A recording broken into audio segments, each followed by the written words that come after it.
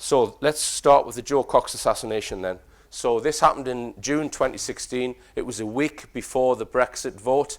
Some people have linked it to that. Joe Cox had been an MP for just 1 year, MP in West Yorkshire, a place called Batley. And if you look at her life before she became an MP, she was rubbing shoulders with some big names. Gordon Brown, Sarah Brown, Obama. She was involved with this very dubious White Helmets organization. Her husband also had connections to Gordon Brown. So she was bringing that experience from her pre-MP life into politics, into a political platform, right? And I think we must consider that when we consider this assassination. Okay, let's look at the killer then, or the alleged killer. So this is the guy who's supposed to have murdered her, Thomas Mair. Now, you need to forget everything that you've read about him in the media with regards to his character, because it really is all bullshit.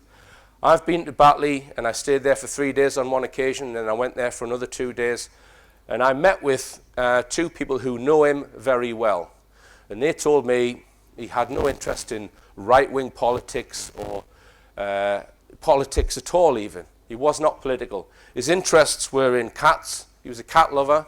He would walk miles to go and get food for other people's cats, and he built shelters for other people's cats. He was also a very keen gardener, so he'd spend his spare time doing other people's gardens. He was not interested in politics or far-right extremism as the mainstream media have painted him. Here's a comment that he made in his local media a few years before the murder. He states, he's talking about combating depression and mental illness. I can honestly say it has done me more good than all the psychotherapy and medication in the world. Many people who suffer from mental illness are socially isolated and disconnected from society. Feelings of worthlessness are also common, mainly caused by long-term unemployment. All these problems are alleviated by doing voluntary work. Getting out of the house and meeting new people is a good thing, but more important in my view is doing physically demanding and useful labour. This is what his 2 brothers said after it happened. His half-brother told The Guardian that Mair volunteered at a special school several times a week and had never expressed racist or even strong political views. Another brother said, I am struggling to believe what has happened.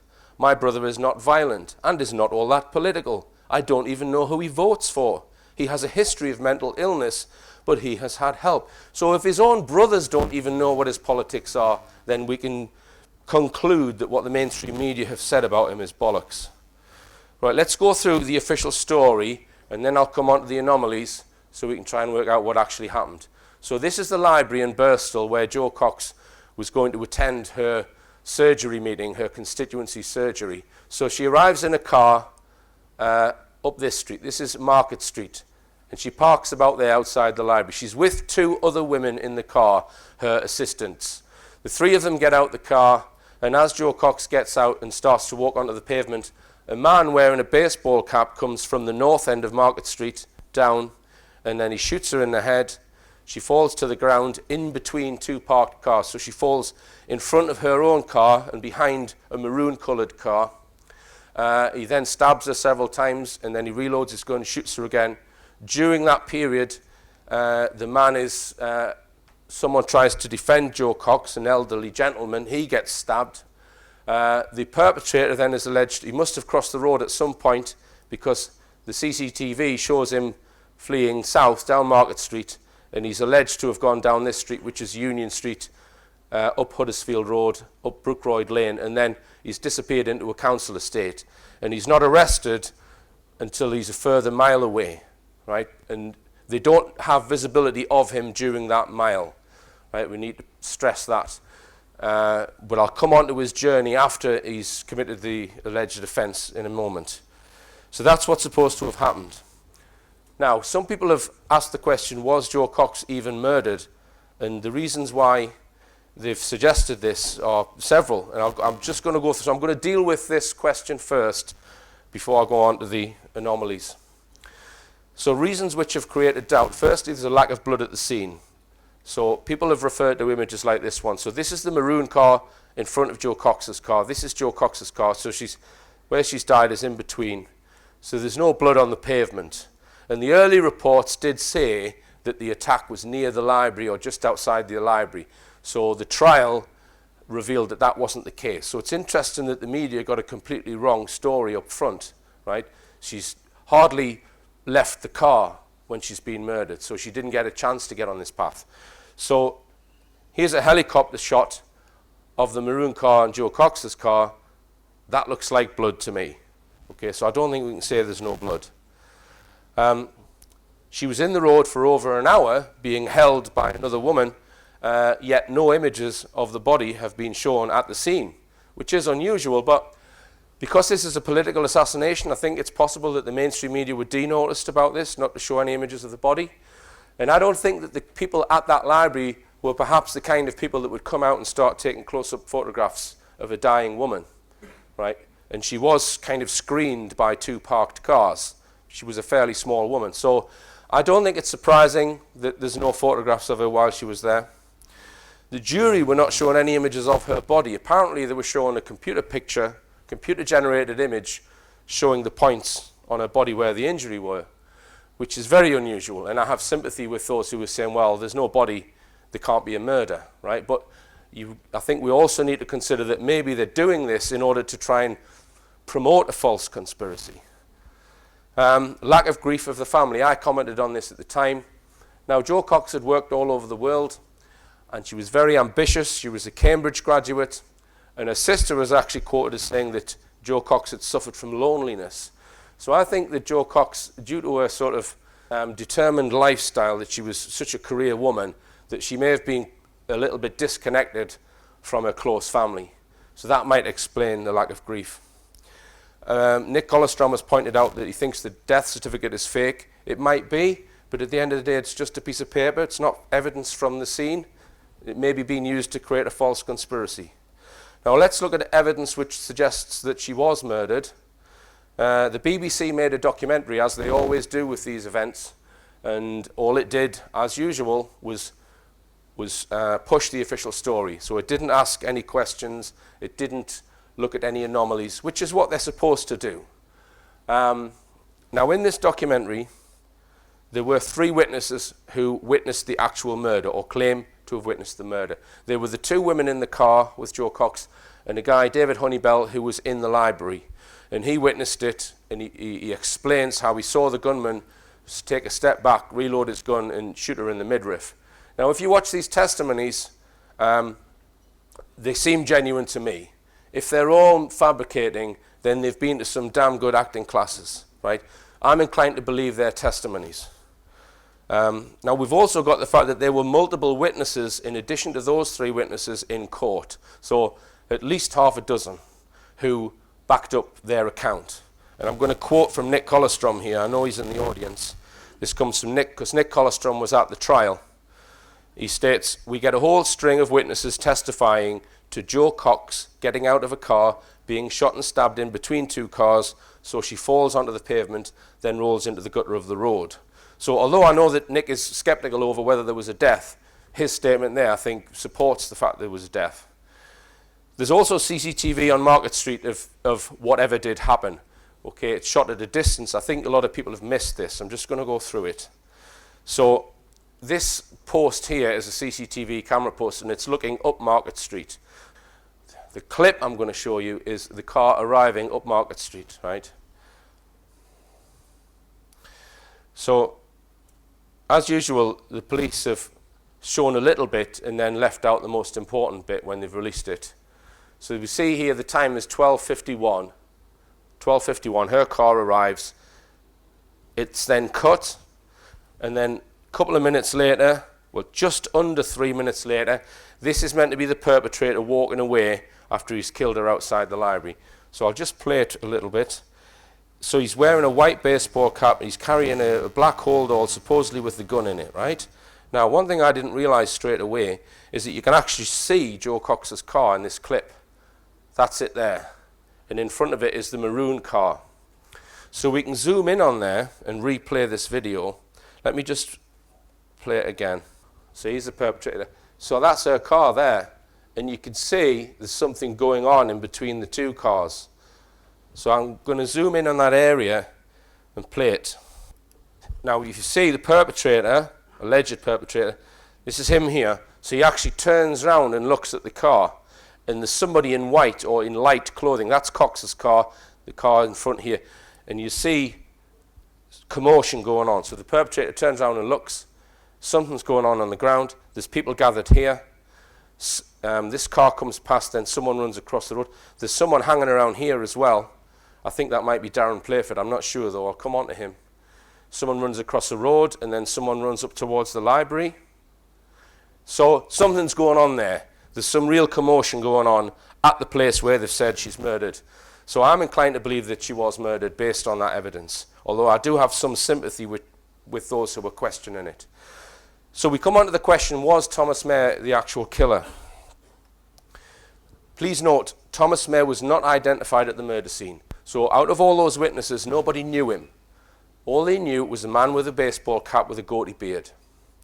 Note also that none of the CCTV images demonstrate that the man is Thomas Mayer. The two people I've met who know him well, by the way, so speak to him on a regular basis close up. I've showed them all of the images, the CCTV that the police have released, and they say that some of the CCTV is definitely not him. That's the CCTV in W.H. Smith's. And they say the rest of the CCTV, it might be him, but it could be easily somebody else. Right? So none of the CCTV images demonstrate that it's him, mainly because he's wearing this baseball cap, which is obscuring his face. Now at the trial, when the trial finished, I communicated with Nick Colostrom, and he was expressing doubt over whether the killer or whether the man in the dock was the real Thomas Mayer. Sounds quite profound, but apparently he just kept his head down, and he doesn't speak throughout the entire trial apart from once to confirm his name. And Nick was saying, well, I'm not convinced it's him. He didn't answer any questions, etc. Now, when I got to Birstall, this is the thing I wanted to resolve first off, the identity of the alleged killer. So I got all of these. These are all photographs of the real Thomas Mayer taken at different points in his life. So you'll see he's got quite a prominent mole on his right cheek. You see it in some of these images. He's got fairly prominent front teeth. So I showed these images to these two friends of his, and I also showed some of the official images from the trial. Now, after the trial, mainstream media, they put out this very close-up image of Thomas Mayer, which I thought was a bit odd. They wouldn't normally do that. And I was saying, well, is this a need to persuade? Do they need to persuade people that this was the killer? They also put these images out, right? So when I met these two people who know him, I showed them this image, and they both said, yep, that is Tommy Mayer. I then showed them these two images, and they said, yes, that is Tommy Mayer. I then showed them this image, which is the perpetrator being interviewed by the police in the BBC documentary, and they both said, that's not him. One of them said the eyebrows are far too thick. Now, in the BBC documentary, when they showed this image, they also showed this image shortly after it. And both these people who know him, they also said that's not Tommy Mayer. Now, to me, it just looks like the same person because I don't know him, right? It looks similar enough to be the same person. But this is two people who know him very well as saying that that wasn't Tommy Mayer and that wasn't Tommy Mayer. So here's a close-up from that police interview, and I can't make out the mole on his right cheek in the interview. I'm going to show you a clip from it now. You're here for two very serious offences. Murder and attempted murder. It's murder of an MP going about a business, and attempted murder of an elderly gentleman who comes to assist her. The MP's been shot and stabbed a number of times, and the elderly gentleman has been stabbed. That's why you've been arrested, and that's why you're being interviewed. And you're choosing to sit there and say nothing at all, which is your right. However, their families, they want to know what's gone on.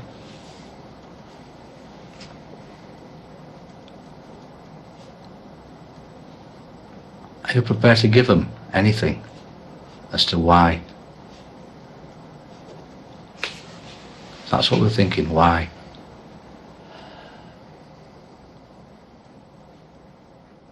It's not uncommon for the police to sit in an interview room and listen to somebody saying no comment, but it is uncommon for us to sit and listen to somebody saying nothing, and he just simply didn't react to anything. Think about that, folks, because if you're being interviewed by the police, right, and you don't want to answer a question, your brief will say, just say no comment, so you can move on to the next question. But he didn't even say no comment. What that means is his voice is not recorded on the police equipment. Now, why might he want to do that? Because if it's not the real Thomas Mair, he's going to have a totally different voice, isn't he? Right? So to me, that's a second piece of evidence which suggests that perhaps wasn't the real Tommy Mair, although I wouldn't be able to tell the difference, but I don't know the guy. Two people who know him say it wasn't him. So reasons why it's been suggested that a double may have been used, so not just in the police interview, at the trial as well. Firstly, the two people who knew him well say the man in the police interview is not Mair. During the police interview, the suspect did not speak at all. During the trial, the accused only spoke once to confirm his name. Now, you might be sitting thinking, no, he shouted out, "My name is death to traitors." That was at the magistrate's hearing. I'm not sure whether there was any public there, right? But at the trial, he just spoke very briefly to confirm his name, then kept his mouth shut, hiding those two front teeth. During the trial, no witness was asked to confirm the man they saw doing the murder was the man on trial. People at the trial were not sure it was the real Thomas Mair in the dock, and no defence was given by the accused. This is another key element which suggests he's a patsy. No defence was given. Now, you're going to see some facts that I'm going to present that his defence could have presented but didn't. So these all suggest that Nick Collerstrom may have been right. So this is a comment from Dr. Nick Collerstrom. No witness was asked whether the guy sitting in the dock was the Thomas Mair whom they remembered. The guy in the dock kept his eyes down, showed no interest in anything, just wrote notes and looked very bored. So think about this, folks. If it's true, let's go down this as a hypothesis. If they're using someone else, why would they do it? There's only one reason I can think of, and that's the real Thomas Mair didn't do the murder, and they're framing him as a patsy. They don't want the real Thomas Mair defending himself, saying it wasn't me, folks. I was doing someone's garden, right? So let's go down this avenue then, that we've possibly got an imposter. So we can repeat that Thomas Mair was not identified at the murder scene. No CCTV images can demonstrate whoever it was Thomas Mair. So there's no evidence from the murder scene that the killer was Thomas Mair. Let's look at the perpetrator's movements immediately after the murder, because I think the anomalies shed light on how this may have been done. So this was his path, right? This is the man in the white baseball cap is alleged to have fled down Union Street up Huddersfield Road and then disappeared into this housing estate. I'll come on to that in a second. I just want to point out a few more anomalies. Firstly, all the people who saw the murder claim the perpetrator was wearing a black baseball cap. But as we saw, the official perpetrator on CCTV is wearing a white one. There was a witness in the market, a young lad, I'm not sure if he gave evidence at the trial, he said the perpetrator fled north wearing a black baseball cap. So we've got conflicting accounts of the perpetrator with white and black baseball cap. Now the official story states that when he got up onto Brookroyd Lane here, he went into John Nelson Close, jumped into a garden, removed his white baseball cap, and underneath was a black baseball cap. He threw his white baseball cap away, took his jacket off, and then continued on his journey up Brown Hill Road, walks about a mile, and then is arrested some time later. Now we know this path because of a witness called Darren Playford, which I'll come on to. Now when I showed this to the two locals who I spoke to who knew Tommy Mair, one of them said, well, Tommy wouldn't walk round there to go down Union Street. There's a gap in the fence here. He would cut across there, or he might even go diagonally across the car park, right? So they were suggesting that that person didn't have local knowledge. He may have gone down this way, but that would mean that two witnesses would have been fabricating that said he went down Union Street, because there's no CCTV of him being released in that area. So that's his official path, right? And I'm very intrigued by this part of the story where he jumps into a garden, because he's in the garden for a period of time and we're not told how long he's in the garden for. I actually think he may have gone into this house and not the garden.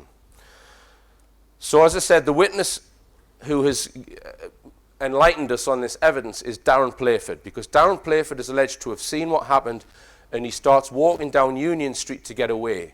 So he rings the police and gives them a running commentary, right?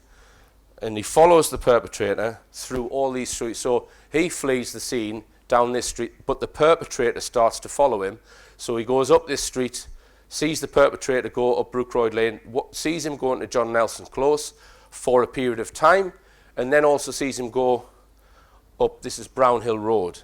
Now, the timing of this is critical. So what I did was, I've made a little video where I've walked the same path as the perpetrator. So this is at the bottom of the Market Street. That's the CCTV camera there. So I'll put a clock here just to show you how long it takes. I've speeded up the camera. So he goes down this little side street here. He turns left onto Huddersfield Road, crosses the road, and then goes into John Nelson Street or John Nelson Close. Supposedly jumps into this garden, takes his hat off, comes out again, and then he comes to this T-junction, turns right, and then turns immediate left. This is Brownhill Road. So it took me just over 3 minutes to walk that, and I was just walking at a normal pace. So it would take certainly no more than 4 minutes to get up onto Brownhill Road. Right, so it's not going to take any more than 4 minutes to get from there to there.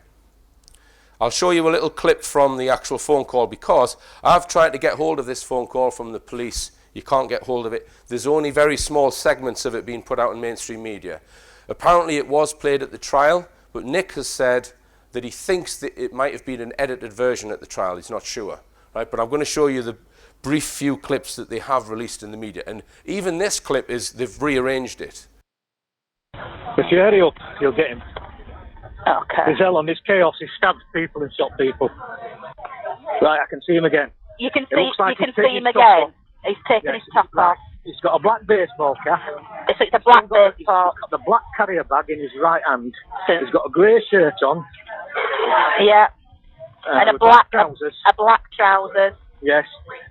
Now he's walking up Brownhill Road now. And has got a black cap on. A black baseball cap has changed it. And From a white one to a black one. And he's walking up where, love?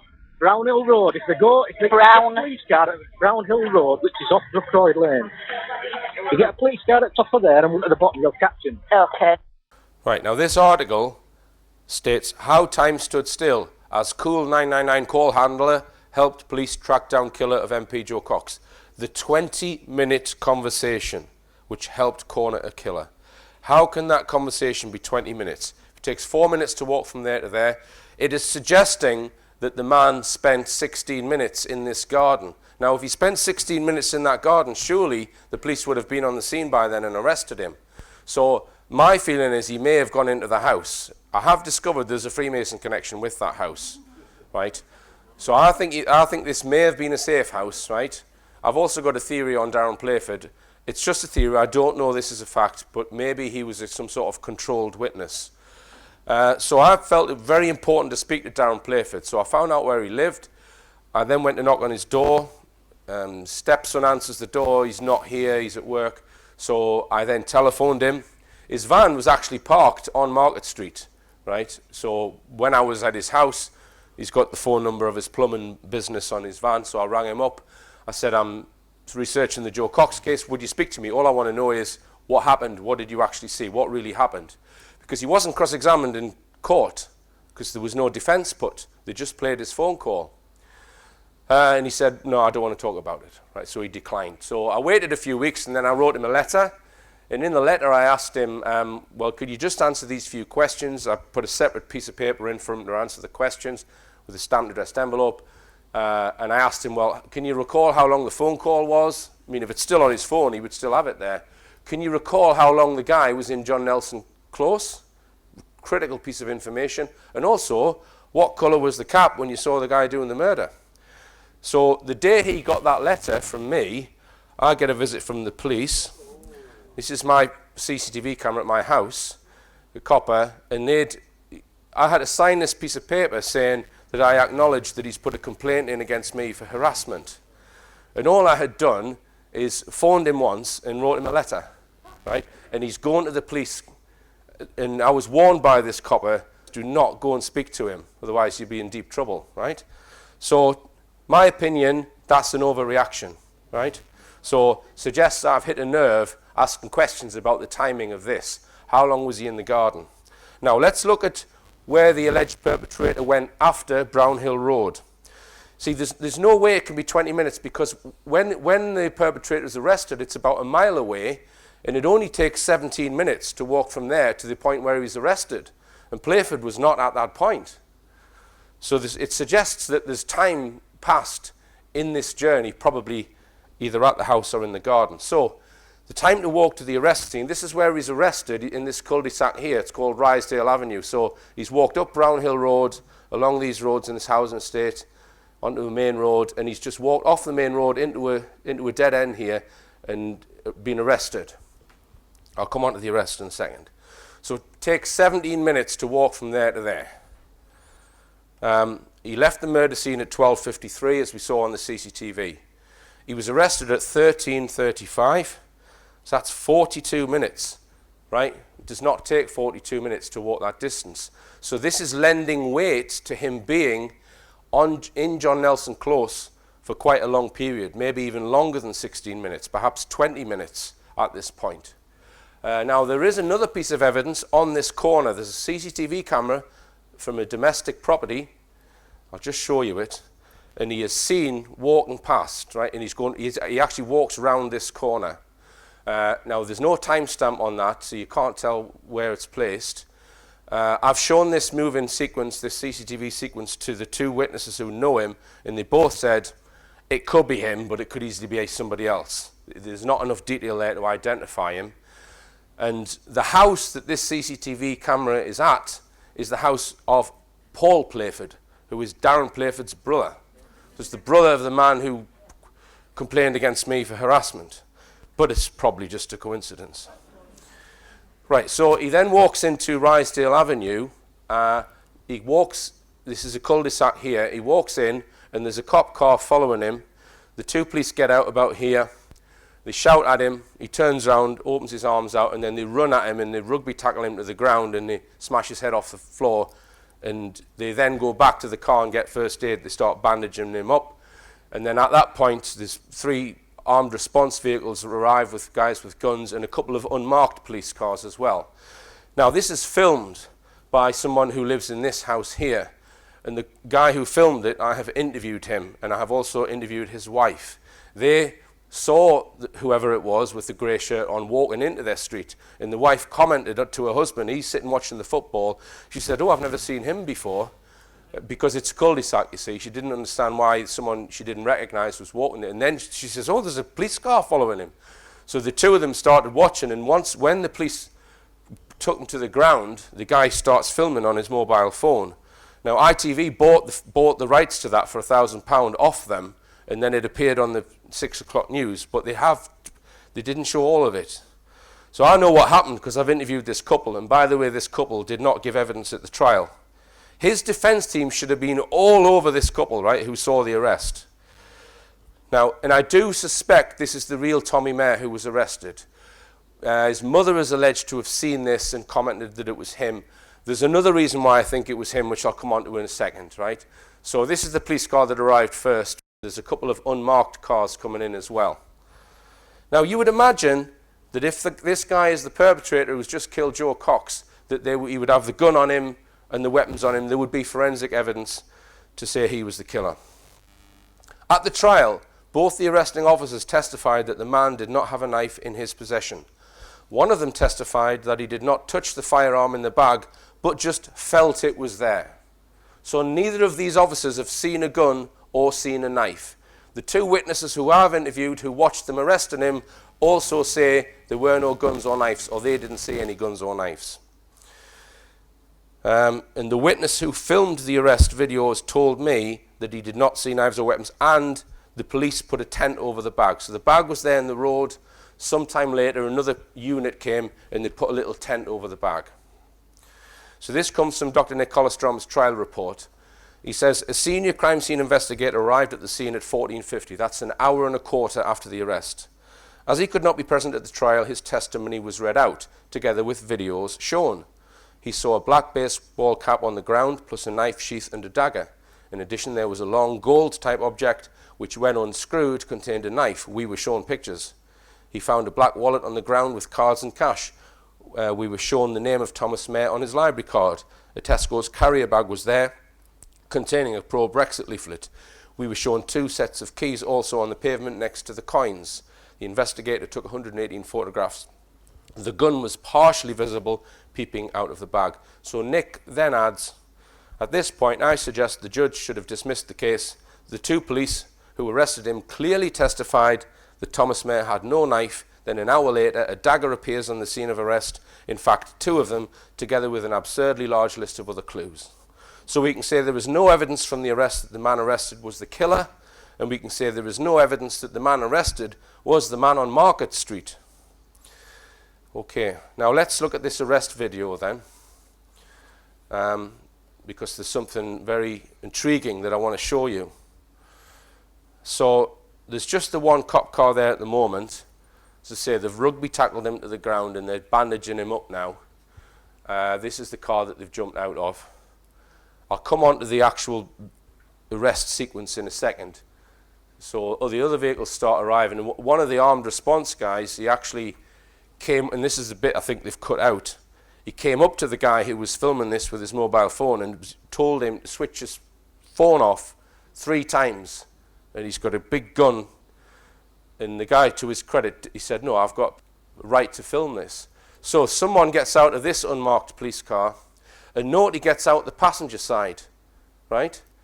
He's the only person in civvy clothes. Here he is here. He's got out the passenger side of an unmarked car. So in other words, he's been chauffeured, right, to this scene for some reason, presumably by someone.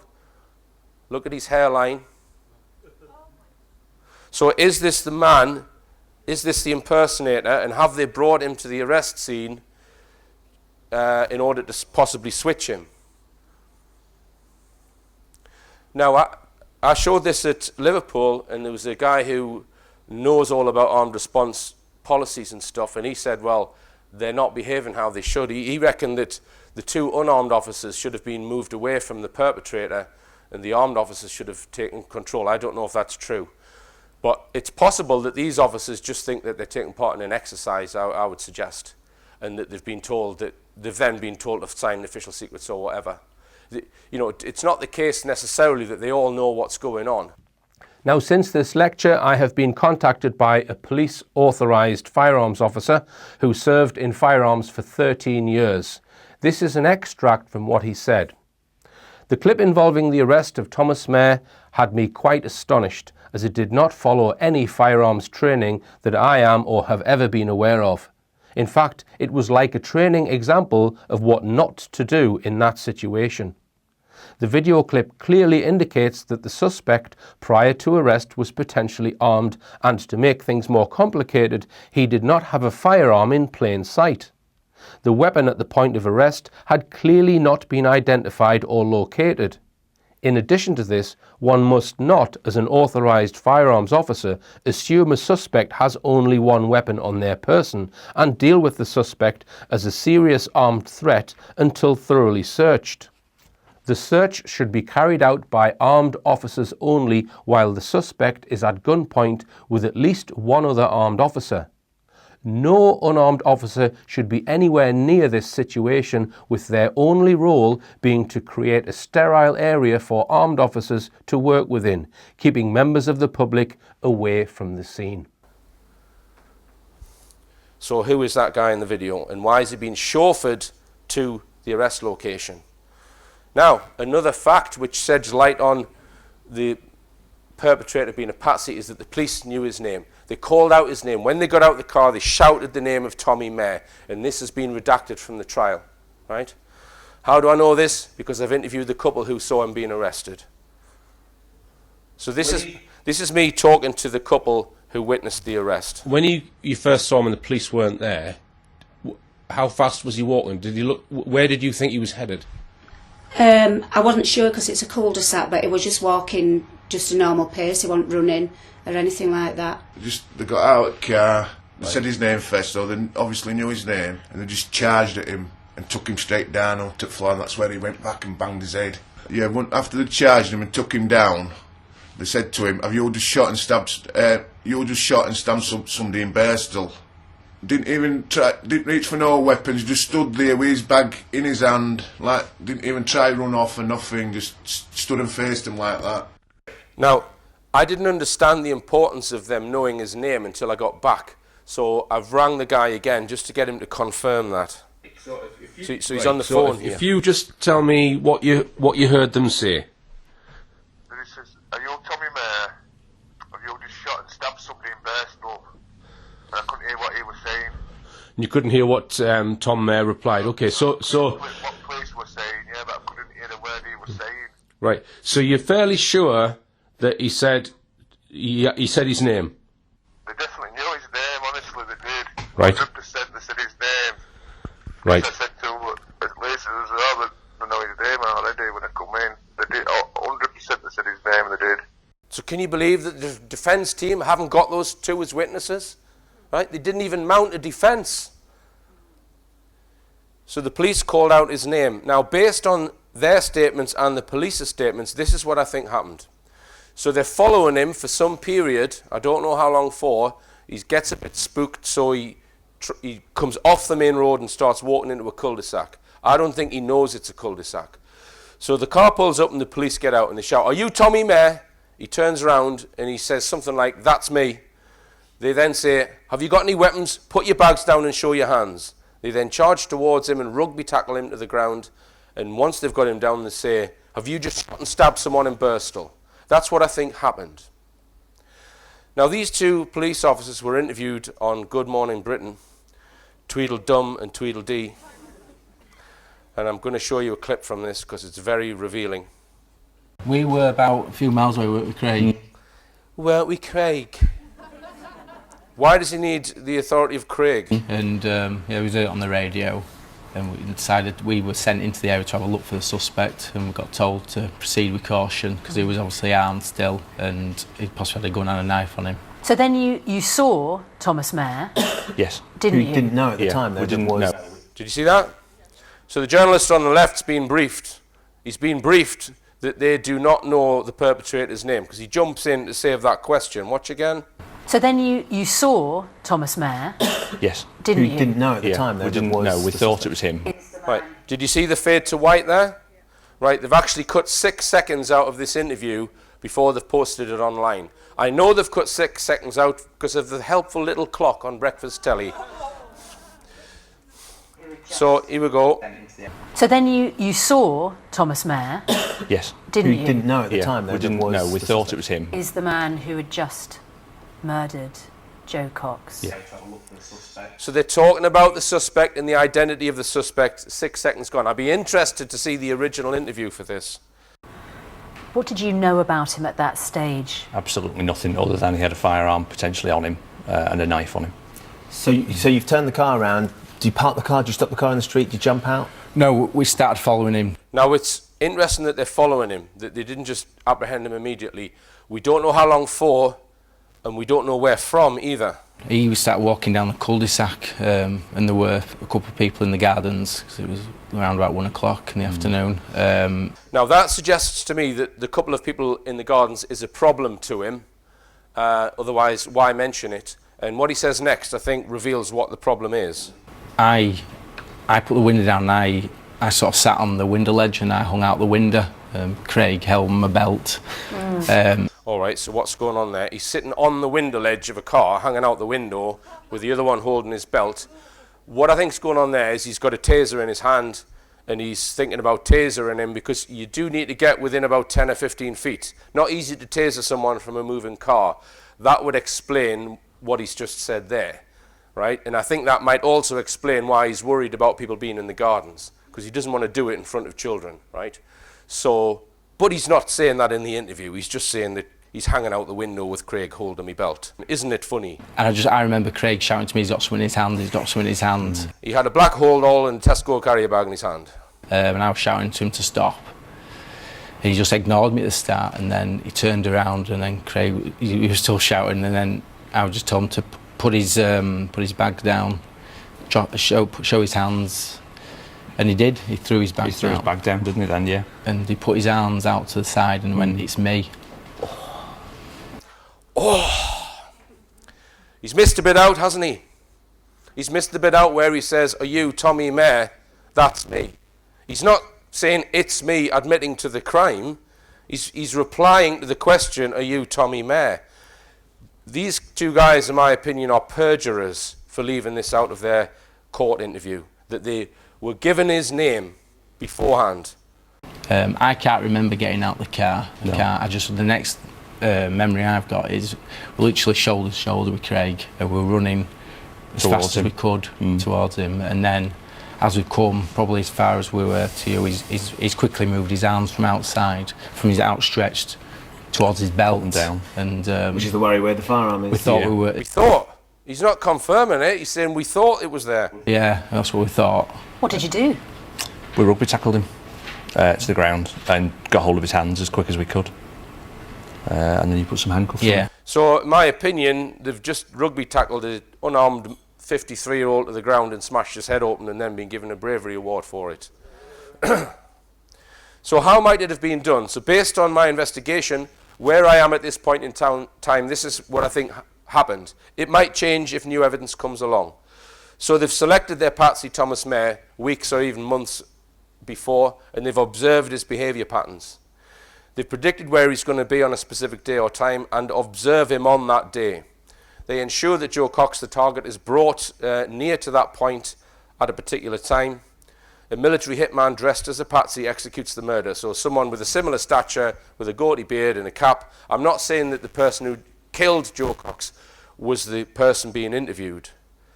Then the perpetrator flees the scene and receives information as to where the patsy is and just starts heading towards him, dressed in the same clothes, so that any CCTV or eyewitness evidence in between will match. When the perpetrator is near the patsy, the pasty is arrested and jailed. And then an impersonator takes part in the interview and trial. And we might ask, well, where's it gone wrong? Why did he wait for 16 minutes, if indeed he did, at that in John Nelson Close? Well, maybe he went in this house, which was a safe house, and he was waiting for a black baseball cap to be dropped off. Because I think it's possible that the real Thomas Mayer, when he went home, because he did go home, he changed his cap from a black one to a white one. So their operative had the wrong cap on. So maybe he had to wait until they got a cap to that house. Or it could be that they've lost observation on the real Thomas Mayer, or he's gone somewhere that's difficult, and he's been told to lie low for 20 minutes before he can continue in their operation. So ensure that the target, Joe Cox, is brought to a particular point, i.e. the library, at a particular time. Now the person who brought Joe Cox to the library was Fazila Aswat. So was she involved, even unwittingly perhaps? Now she does seem very concerned with timing if you watch the BBC documentary. Just listen to what she says. She was supposed to hit back into the office for 12 o'clock. But I knew Joe would never come at that time. She was always late. And obviously we had the surgery booked for 1 o'clock. So we ideally wanted to get to Bursell for about 9:45 to. She came into the office at 12, I think about 35. Said, we don't have time for you to get a sandwich, but I've got a pasta bake for you in the fridge. Heat it up in the microwave and you can have it on the way. You're not having a fucking sandwich, you're having a pasta bake. How long does it take to eat a sandwich? So she's very concerned. Is it just to get her there to the surgery for those really important constituents? or is there another reason? Now, in Brendan Cox's book, he talks about changes in security measures which happened just before the murder. Just listen to this. So he's talking about when Joe is dying in the road and Fazila is holding Joe in her arms as she's dying. Then suddenly Fazilla remembered that she and Joe had met the Chief Inspector of the West Yorkshire Police 3 weeks before. He had given both Fazilla and Joe his number and said, if you have any security issues, ring me straight away. She can't remember how she managed it, but still holding Joe, Fazilla rang the Chief Inspector. Now think about that. You've got a dying woman in your arms. Are you going to get your phone out and get the contacts out for this Chief Inspector, or are you going to ring 999 and get an ambulance? He might be on the golf course, right? And who is he? Is he part of the operation? And was he phoned in order to inform him that it had happened? So there's a lot of other details that need to be exposed in relation to this case. I mentioned the CCTV evidence. It's actually not that important because it doesn't identify Mayor. Nick Wallen, who was the detective in charge of the investigation, you Google his name, you'll find people saying that he's a corrupt officer. Brendan Cox, hope not hate. Nick Collerstrom will tell us about that. Mayor's legal team, etc., etc. So it's there waiting to be exposed, this case. So the motive for the Joe Cox murder, I don't think it's linked to Brexit. I know a lot of people do, and people have said, oh, he shouted out, what was it, Britain first. Well, he may or may not have. If he was an operative, right, whatever he's shouting out, you've got to consider that that's just putting a false motive in people's minds. So to me, it's irrelevant what he shouted out, right? If you look at Joe Cox's past and her connections, I think the motive lies there. It's interesting that the Clement Freud revelations came out the day before this murder, and Matthew Freud was involved in organising the Brendan Cox speech that he did in Trafalgar Square. So there may be a link to that. She's linked to Gordon Brown. Gordon Brown and Clement Freud were both involved with Madeleine McCann, were they not? Right? So we need to think a bit broader than just Brexit with this, right? I'm not even convinced that it did affect the Brexit outcome. Well, not outcome, but the swingometer.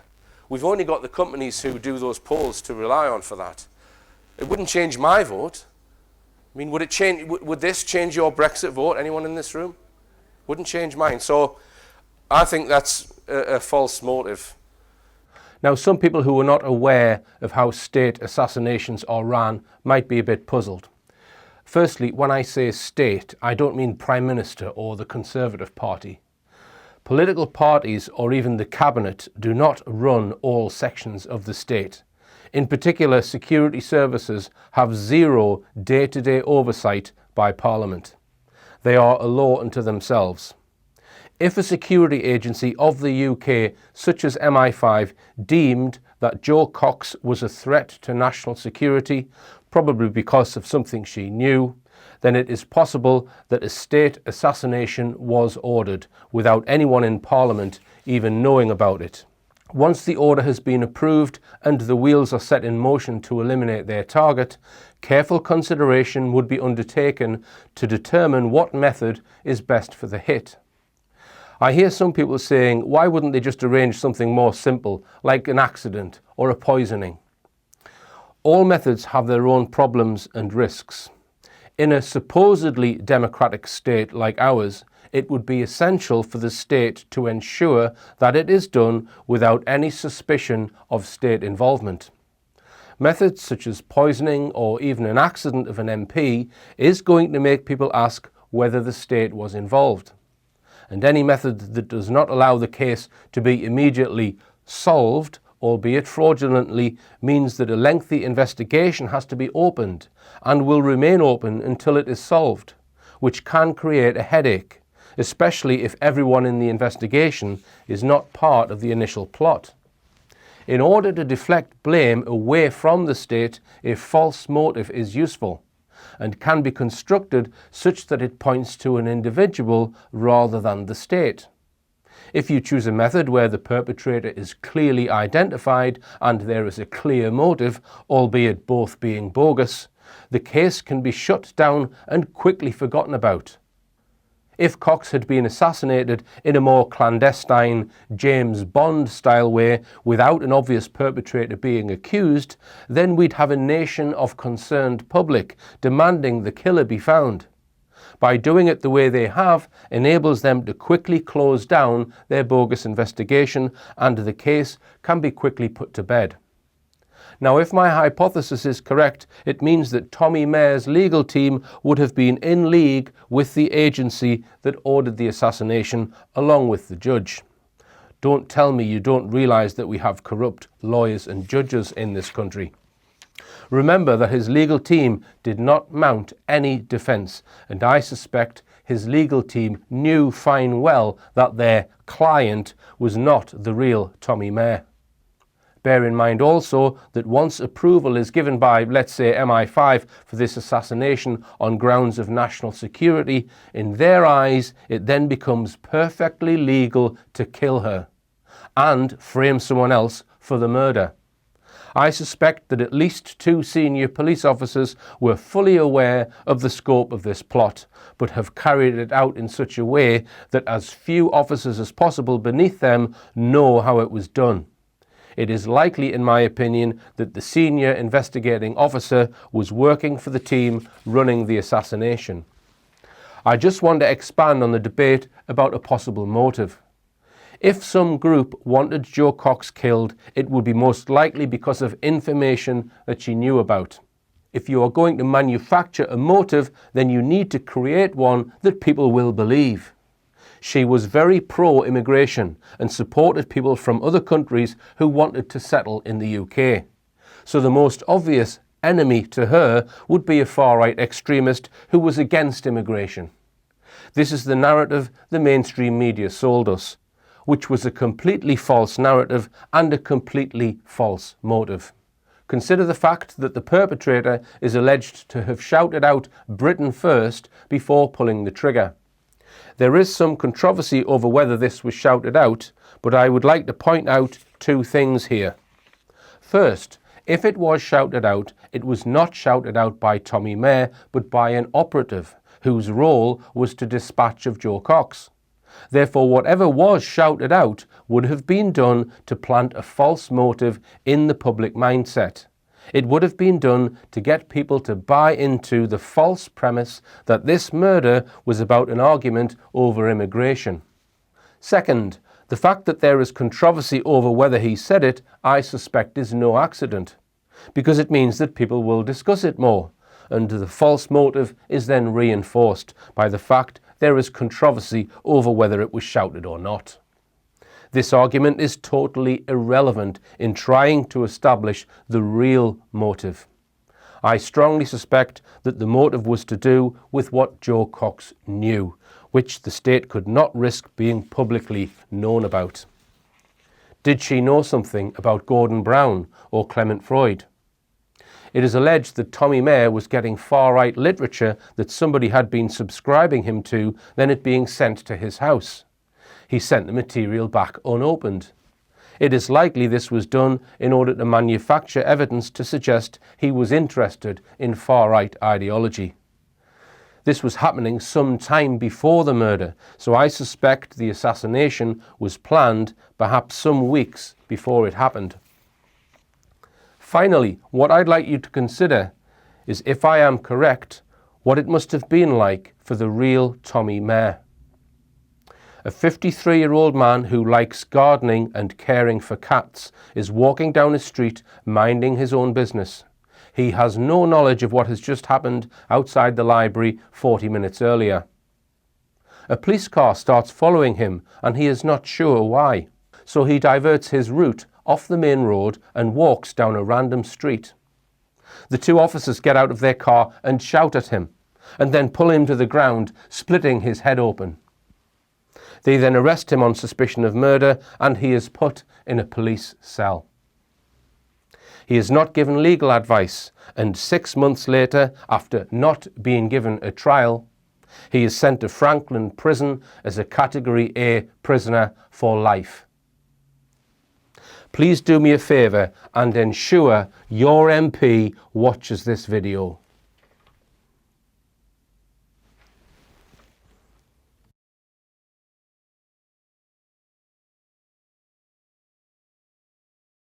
Order. Colleagues, today the 2 extremely brave police officers who apprehended the killer of our late friend and colleague Jo Cox are in the side gallery for Prime Minister's questions. I am referring to PC Jonathan Wright and PC Craig Nichols, both of the West Yorkshire Police. Gentlemen, we honour your public service, we thank you for it, and we offer you the warmest of welcomes here to the House of Commons today.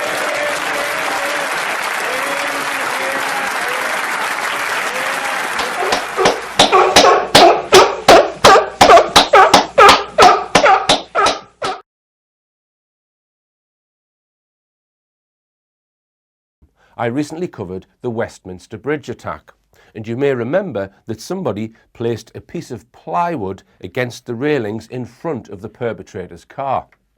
Here is an image of the car immediately after the crash. We see no piece of plywood, and here a little later we see the plywood in place. So who put it there? Nick Colostrom suggested this might have been deliberately put there to hide something, perhaps an undamaged railing. Now, I was recently contacted by a Richplanet viewer who sent me some camera phone video footage of the person with the plywood. Here it is. Did you catch that? Here it is again, zoomed in and slowed down. It appears that the person who put the plywood in front of the vehicle is wearing a mask. An anonymous mask or a Guy Fawkes mask. What the hell is that about? Now then, just put yourself in the shoes of someone on that bridge. You've just seen a car mow down a whole load of people and then crash into the railings. A terrorist gets out with knives and runs off down the street. There are bodies all over the place. Some of them are dead. So what are you going to do? Are you going to help some of the victims? Are you going to warn people walking past that there's been a terrorist attack? No, of course not. You're going to find a piece of plywood. That's what you're going to do. I've climbed to the summit of Everest. I've tackled some big units. I brought down the All Blacks. I've trained in Taekwondo for 16 years. I've been in the Paras, the Royal Marines and the Special Forces. I've started from the bottom and fought my way to the top. Do you know what I'd do in a knife or gun terror attack? I'd run. Hide. Tell. There are things you can do to stay safe. Remember. Run. Hide. Tell.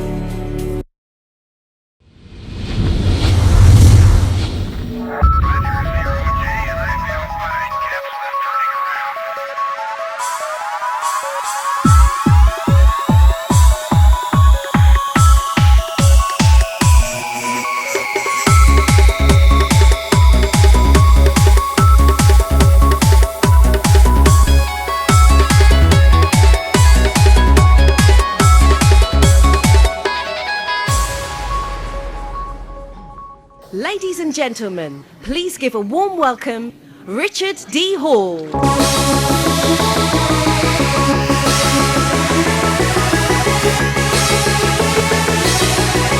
none of what you hear is only half of what you see.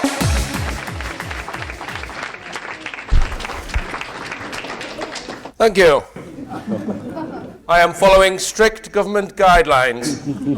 I am hiding from the terrorists. Welcome to Richplanet TV. I might be Richard D. Hall. If you are a terrorist, please leave the room now so I can start the show. In fact, if you're a journalist, could you please leave the room now so I can start the show? And if your name is Miles, please could you leave the room so I can start the show? I'm still not sure if the terrorists have gone. I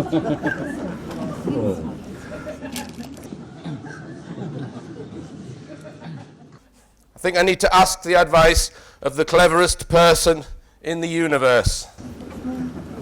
Stephen! I'm sorry, Richard. I cannot help you because I am now officially dead. You will have to ask Professor Brian Cox. I think I would rather face the terrorists. Welcome to the Richplanet 2018 UK Tour. Thank you.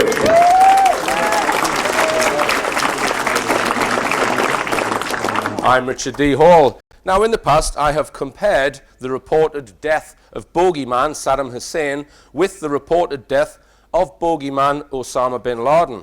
If you recall, when they captured Saddam Hussein in 2003, they shone a torch in his mouth to check out his tonsils, which was filmed and aired on TV.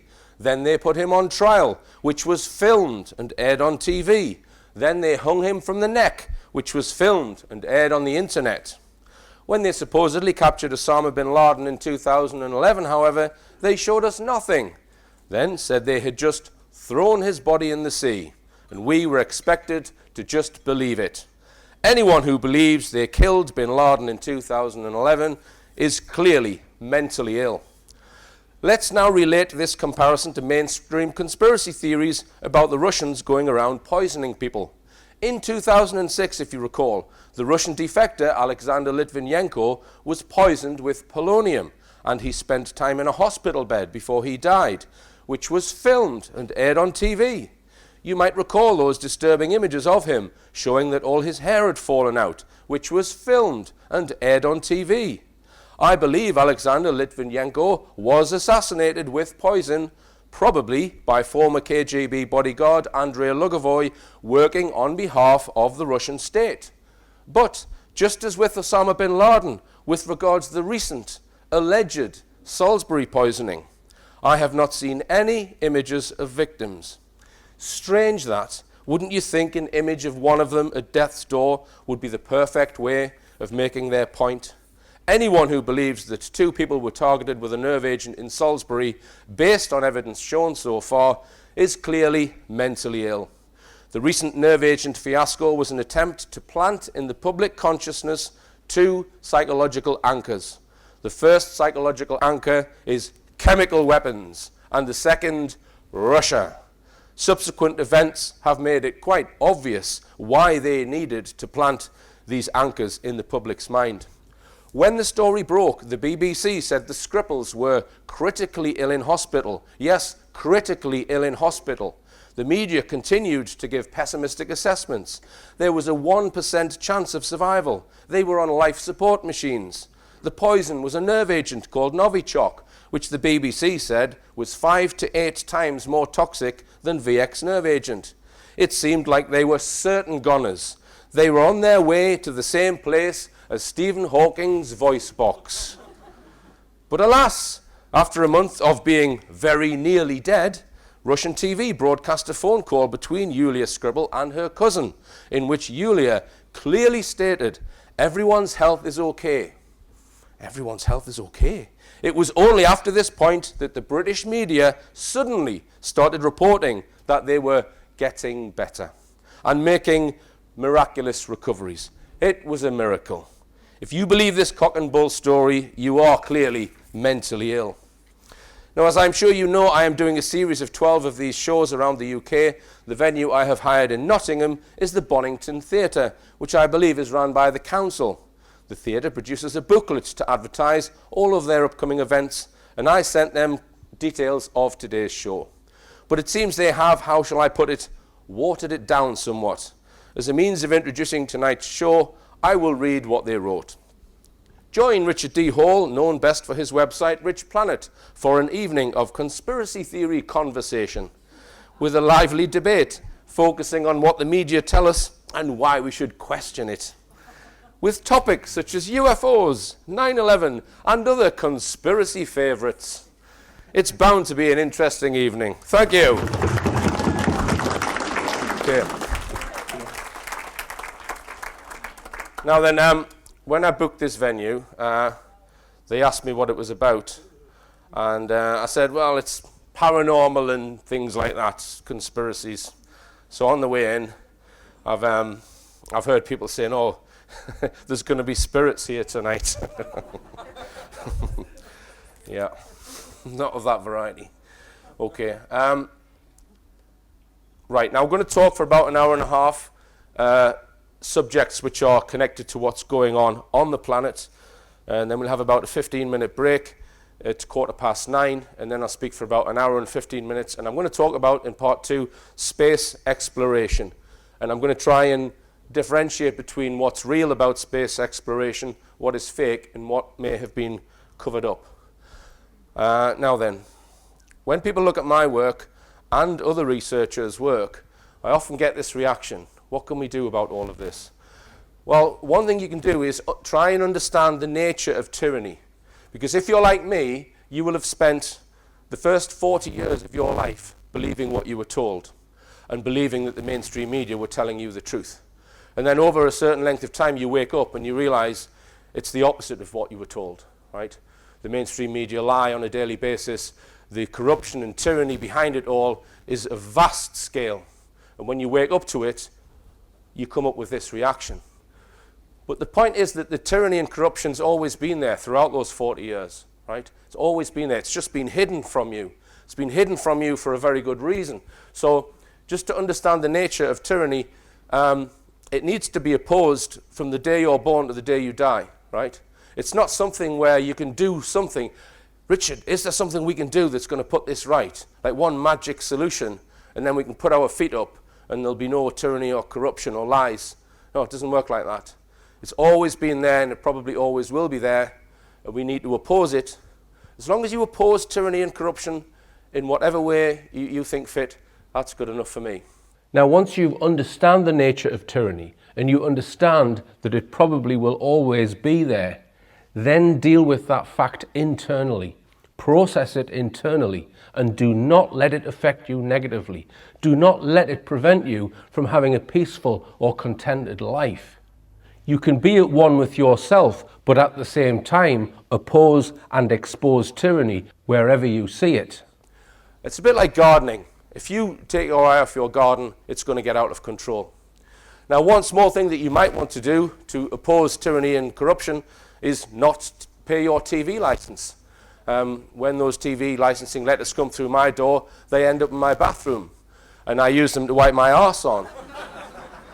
I wish they would send me more, then I could stop buying toilet paper. And I have asked them to send those letters on softer paper. Now then, many of you will be aware of my Madeleine McCann films. I've been making these films for the last 4 years, and I'm not going to talk about them tonight, but just to say that they have been successful. If you go back and look at my earlier lectures, you will find that the objectives of these films was not really to uncover the Madeleine case itself, it was to expose mainstream media.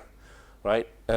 One of the objectives was to get millions of people watching these films, and now there are several million people who have watched these films, and all of the people who've watched them, or the vast majority I would suggest, have had a lesson in what the mainstream media are really about. So they've been successful in that regard. And just to point out also that it's taken 4 years to achieve that. The BBC can achieve it in one evening by getting 10 million views. So that shows you the difference or the amount of power that mainstream media have. Now, another good thing that came out of the films is that I got to meet statement analyst Peter Hyatt. Peter Hyatt, who has trained people in the FBI. He's an expert in analysing witnesses' statements for deception and lies. If you're lying to him, he will spot it straight away. And here are his conclusions on the Madeleine McCann case.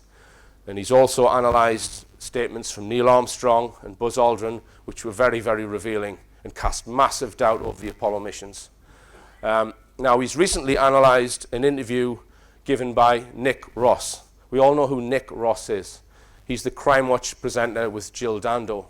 He analysed a statement that Nick Ross gave on the day of the murder, the day of the Jill Dando murder, and he's also analysed a lengthy interview that Nick Ross gave, I think in 2015 or 2016. Let me give you his conclusions on Nick Ross's words. He says that Nick Ross either knows or has acute suspicion that Dando's death was linked to the Crime Watch program. Let me repeat that. Nick Ross either knows or has acute suspicion that her death was linked to Crime Watch. Now, if you go online and look at all of the conspiracy theories that you will see, if that's true, it rules out pretty much all of them. Right? But I am going to give you my theory on the Dando case later in today's talk. This is all revealed in my latest film, Kill Jill, the Dando Assassination Explained. And this film is as much a lesson in how disinformation works as it is revealing what may have actually happened. Okay, so today I'm going to talk about 3 contrived UK terror attacks. If you watch Richplanet and other independent researchers, you will know that terrorism never happens the way mainstream media tell us. There's always an ulterior motive, and I would argue that mainstream media itself is an arm of the terrorism. It doesn't work without mainstream media pushing the narrative that they've set up beforehand. So I'm going to go right up to present time, and I'm also going to go back and look at the case pre-2000. So I'm going to look at the Joe Cox assassination in 2016. I'm going to look at the Manchester attack in 2017. We're going to go back in time 20 years or so to the London nail bombings, and then I'm going to just try and compare and contrast what's happening now with terrorist attacks to what was happening 20 years ago, and just see if we can identify some differences. Now, with regards to the Joe Cox assassination, I've done fairly extensive investigation into this, and what I'm going to present today is quite a lot of information. The Manchester attack, I'm mainly pointing out anomalies and asking questions with regards to the Manchester attack. And it's interesting that they call it an attack when it was a bombing. Every other bombing that I've known about, they call it a bombing. As I say, I haven't really done a detailed investigation of it for this. I've put out appeals for information. So this is a diagram of the Manchester arena. So this occurred last year. Suicide bomber allegedly killed 22 people. Now the arena itself has this area built onto the side of it, this foyer area, and this is where parents will wait for their children after they've been to the concert. And I think it's interesting that the bomb went off just as the concert was finishing. Right? So that suggests to me that it was those coming to collect people that were targeted, not so much the people in the arena. He could have just sat in the middle and let it off there, if indeed that's what happened. So looking at this foyer area, mainstream media provided these images of what supposedly happened. Here he is letting a suicide bomb off, and he's supposed to have killed 22 people who were immediately around him. Here's another diagram, the red circles showing the fatalities, and this is supposed to be the suicide bomber's torso. How it got through those double doors, I don't know. Now this is an image of that area, that foyer area, and the official story states that this area was sealed off for 70 minutes, and armed officers were not allowing anyone in or out, including paramedics who were wanting to get to the casualties and attend to them. And apparently there were 3 paramedics in this controlled area, right? And this is part of the controversy of this, that because there was only 3 paramedics, the people who were laying there dying weren't getting treatment quick enough. And there's controversy over whether this foyer area should have been cordoned off by armed police or whether they should have let people in to help them, right? Now, I just want to compare this image, which is clearly in the foyer area, probably before all of the paramedics have been let in, because they took all of the bodies out, apparently. I want to compare this image with this image, which is a car bomb attack in Baghdad in 2016. Now, it's quite similar. There's a number of casualties lying on the floor and a number of people attending to those casualties. So mainstream media told us that in this car bomb attack in 2016, 10 people were killed. And those stories are still there today. So Mail Online, killed at least 10 and wounding many. Killed at least 10 and wounding many. These are the photographs from that article. Killed at least 10 and wounding many. So this car bomb attack, fortunately, was captured on CCTV and was put out on Live Leak at some point. I showed this last year in my talk, but I think it's relevant to show it again in relation to the Manchester attack. So some chap has just done something to this car, and then we see the car explode in a second. I can fast forward it. So the car explodes. Clearly nobody's injured. It's using real ordnance, real explosives there, so it's not entirely fake in the fact that they have used a real bomb, but clearly these people are all pretending to be injured. So you can go and look at that news story now, and you will still see that there's 10 people died here, and we know that 10 people didn't die here, right? So we have the right to question, and we have the right not to believe what they're telling us about Manchester. Everyone agree with that? Yeah. We have the right not to believe them. When the mainstream media have a track record of doing this. So let's look at that image then, and compare it with a bomb that went off in Birmingham in 1974. I'd say those 2 people are dead in that image. 10 people died in this bomb, and I believe 10 people died in this bomb. The images are rather different. I don't think you can identify any casualty in here which you would say the evidence suggests it's certainly a fatality. There's no detached limbs or heads, etc. Right? So I'm not suggesting this is true, but from that image, they could just be people lying down in an exercise, right? I'm not saying that is true, though. I'm just analysing the evidence. It's very different to that image, is it not? Now, but the BBC have put out photographs of all of the people who were killed and named them all. Now, I did put out an appeal for information with regards to these deceased, and I have had information on 3 of them. And with regards to one of them, right, the circumstances by which this person came to be in that foyer seem fishy. It's almost as if they were not in charge of the decision for themselves to be there, as if they knew something was going to happen. I don't want to go too far with it because I don't want to identify the person just yet. Now, if the official story is true, what they've told us in the media, then the perpetrator would have been stood somewhere in that circle when they've let their bomb off. Now, I can't see any damage to the floor. I can't see any windows out or damage to the lighting. That does not look like the epicenter of a very powerful suicide bomb. Here's an image taken from the other side of the doors. Here's a man in his underpants. Here's a woman with one trouser leg. So, you know, what are these images? They're not the sort of carnage that I would expect. So were 22 people really killed by an explosion? Let me just reiterate, I do not know what happened in this attack, but we need to bear in mind that we've been lied to in the past. So I'm just going to hypothesize and give some possible scenarios to account for the lack of carnage. And one of these might be true or none of them might be true. So the event was a simulation or training exercise and nobody actually died, so the bomb wasn't even real and it was just a sound. Or the bomb was real but nobody died from the blast, as we saw there in Baghdad. Or the bomb was real, some people died but less than 22, and they've just exaggerated that number. And I think that number is important because it was 22 dead right from word go. From the early hours the following morning, they named 22, and that did not change. Now, with a bomb of such power and that many people being killed, you would expect there to be some people who were critical, who would die later. But it was 22 from word go, and it stayed 22 all throughout.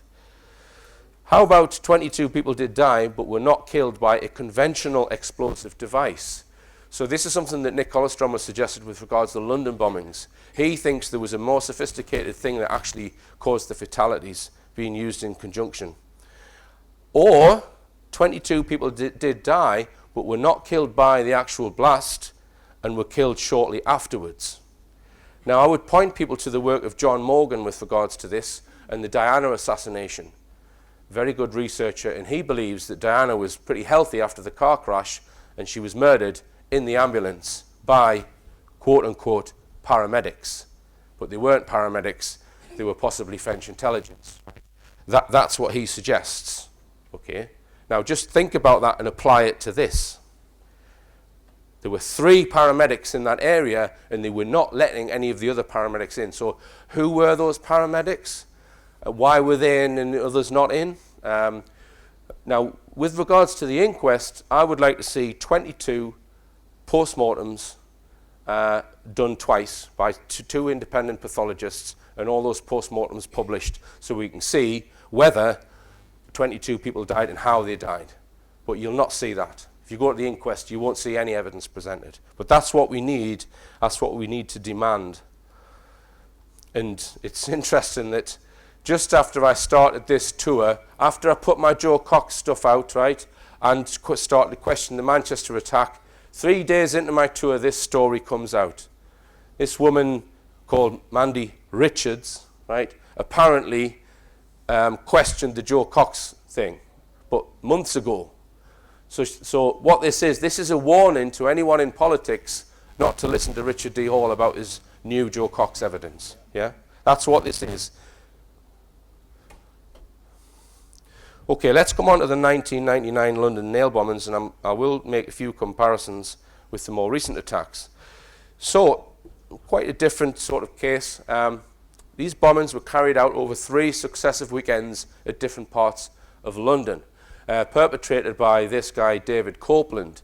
Now, I'm not going to question the official version in terms of whether Copeland made the bombs or planted the bombs, because at his trial, the evidence was voluminous against him, and he confessed to it all. So there was CCTV of him planting the bombs, getting out of taxis, all of the explosives were found at his house, etc., etc. He was a bit of a simpleton. He was a member of the BNP and also a member of a far-right group called the National Socialist Movement. But we can question some of these far-right groups because they're either infiltrated or set up by government agencies, in my opinion. So here he is at a BNP rally, and he was providing the security at this BNP rally apparently, but obviously didn't do a very good job. This is Copeland here. Now, so Copeland on his campaign, as I say, it was done over 3 successive weekends, and he had his bombs inside holdalls, like sports bag with a timing mechanism packed full of nails. So he plants his first bomb on the 17th of April 1999, just in a busy street in Brixton, an Afro-Caribbean area. A week later, on a Saturday afternoon, he plants his bomb on Brick Lane, which is a Bangladeshi area. And then a week later, on Friday, early evening, he actually puts his bomb inside a pub by the bar. And that one, his last one, killed 3 people. A number of people lost their legs. It was a terrible bomb, the third one. A number of people also were injured in the first 2 bombs. So the official story is that he's a far-right extremist and he's targeting blacks, Asians and gays. Right? That's the official story. This is a photograph of the third bomb at the Admiral Duncan pub, as I said, which killed 3 people. And we can compare them with Manchester and ask, well, a lot less people died here than at Manchester, and say, well, do the Manchester images make sense? All right. Now, I've followed the work of Dr. Larry O'Hara with regards to the David Copeland story. O'Hara runs a magazine called Notes from the Borderland, and his articles go back to the 1990s. In his magazine, he exposes the activities of the intelligence agencies, and I do recommend them. They're still relevant today, all of his articles. Now, in the article he wrote about Copeland, he titles it, "Did MI5, police and their media assets allow Copeland to plant his bombs and cover up before, during and after Larry O'Hara investigates?" So what he's suggesting in these articles is that Copeland was helped. Now, this is 25 pages, this article, and O'Hara was at the trial. He sat through the whole trial, and he pulls it apart, basically, in these articles. And he's suggesting that Copeland was being managed possibly by a mole in the BNP who was working for probably MI5. That's what he suggests in these articles. So although they were being carried out by Copeland, he was being used as a tool because they wanted this bombing campaign in place for a political reason. And he suggests it's the 2000 Terrorism Act. They needed some terrorism in London in order to get that act passed. That's what he's suggesting. Okay, so this is a CCTV image of Copeland's first target. So it's taken from inside an Iceland food store, and he has the bomb on his back here, right? We have the white baseball cap again. He was also caught on camera on an external CCTV system. This is just before he plants the bomb. So he puts the bomb next to the wall in Brixton. He goes home, the bomb goes off, injures lots of people. So of course, the police then get all the CCTV and they start going through them with a fine-tooth comb. And in Larry O'Hara's article, he reveals that the police, it took them 2 days to get this image. They had it on the 19th of April. However, it wasn't released to the media until the 29th of April, right? And that is the time period when he planted his 2 subsequent bombs. So what is argued is, if that image was put in the media as soon as the police recovered it, like on the 20th of April, is 2 subsequent bombs would have been prevented and 3 people would not have died. All right. He also suggests that there's a reason why they've suppressed this CCTV image, because, as he suggests, MI5 are running his campaign and actually watching him. All right. So this is a CCTV still from Brick Lane, where he plants his second bomb. And with this one, Copeland leaves the bag on the street, and a guy thinks it's a bag of tools and steals it and actually puts it in his own car. And the bomb then goes off, right? At the trial, the judge referred to CCTV on Brick Lane, but didn't allow it to be shown to the jury. And O'Hara suggests the reason for that is that Copeland was being followed. He believes that special branch officers were following David Copeland and watching him plant that second bomb. This is an aerial view of where he put the third bomb. So he's put the bomb in the Admiral Duncan pub, and O'Hara explains in his article that special branch were following Copeland up to this point on Broadwick Street but lost him, and they were possibly even filming him before he planted that second bomb. So here are some extracts from Larry O'Hara's expose. He says, intermittently, stories have surfaced Copeland was under surveillance when planting the Soho bomb. 2 important pieces of new information flesh out this rumour. First is reported comments by Scotland Yard's Detective Chief Superintendent Bunn to a pre-trial briefing under the auspices of John Grieve to interested parties. According to someone present, Bunn said of Copeland in Soho, "We were tracking him. Unfortunately, he gave us the slip. That's what caused the bomb to go off." There is yet more which Forbes did not say in print here for the first time. In particular, at a pre-trial briefing in June 2000, Steve Greenwood, along with Jerry Gable, were shown by police extensive footage of Copeland being monitored in Soho. That's before he's planted the bomb. They're actually filming him. This is an email released from gay rights activist Peter Tatchell. He says, I was phoned a couple of days after the Soho bomb by an officer based at West End Central. He says he overheard other officers discussing a phone call they had received about half an hour before the bomb went off. The police call was from a special branch unit saying they had lost their suspect in or near Broadwick Street. They requested backup. Their description of the suspect fitted Copeland's appearance and the bag he was carrying. So this is an aerial view. So they followed him up this street and lost him and were possibly filming him before he plants his bomb. This is an article from The Guardian around that time which states, there have been several persistent rumours the police had Copeland under surveillance before the Soho blast and lost him. Scotland Yard last night dismissed this as absolutely untrue. Other speculation has suggested there was friction between MI5 and Scotland Yard and that the two clashed over risk assessment. This too has been strongly denied. So if this is true, what O'Hara suggests in his article is that MI5 are running an operation involving Copeland and they want him to let these bombs off. Scotland Yard have found out who the perpetrator is and they just want to arrest the guy because they know he's dangerous. So there's friction between the two. All right, so we presume then that it's MI5 that are stopping Scotland Yard from putting out that CCTV image as soon as they found it. I repeat that it took a staggering 12 days to get the CCTV image of him from the Brixton site and put it in a newspaper, during which time he detonated 2 further bombs, injuring dozens and killing 3. The 2 subsequent bombings could easily have been prevented if the police had done their job. I was devastated because we'd released the images on the Thursday. We were actively following lots of information that had come through, and we'd not succeeded in arresting him before he committed his next offence.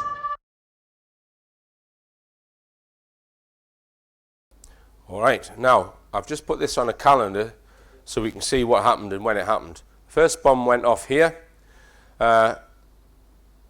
Now, there was a telephone call made to the police claiming responsibility for the bomb, that it was Combat 18. Now, Copeland, the group that he was in, National Socialist Movement, was connected to that group, or splintered group of that, right? So that phone call has never been played, right? So we don't really know who it was. Could have been Copeland.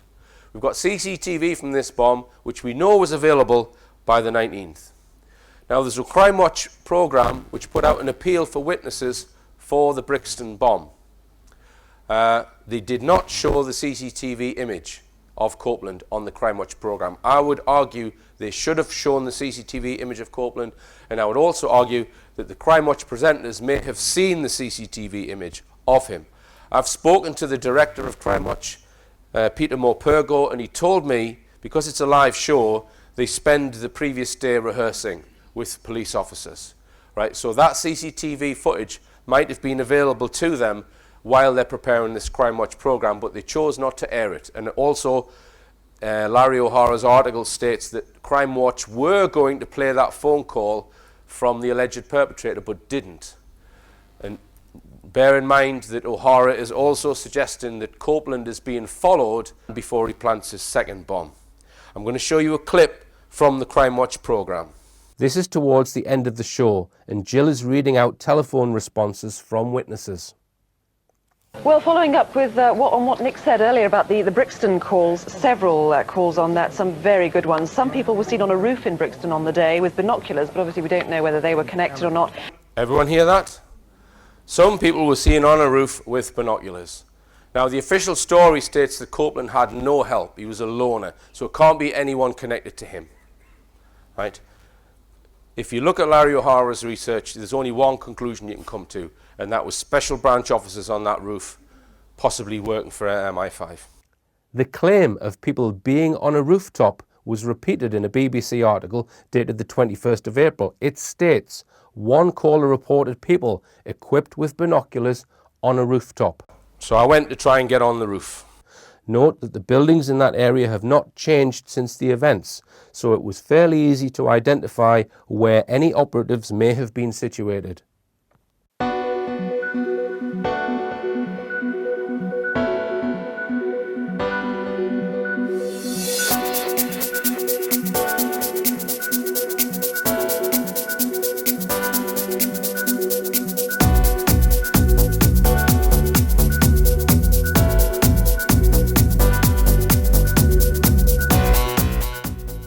Okay, so I'm here in Brixton, and this is the spot of the first nail bomb allegedly planted by David Copeland.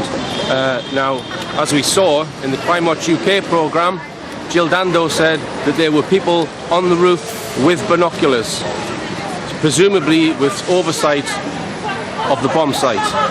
Okay, now I've had a good look around the rooftops here, and really I can only identify one place where they may have been, and it's just over my shoulder here on this rooftop.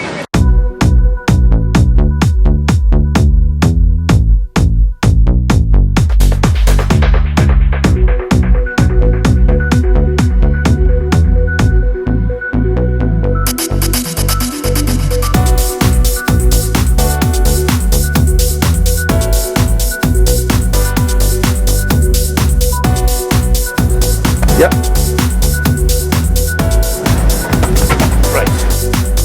There's a ledge here. Right. Okay.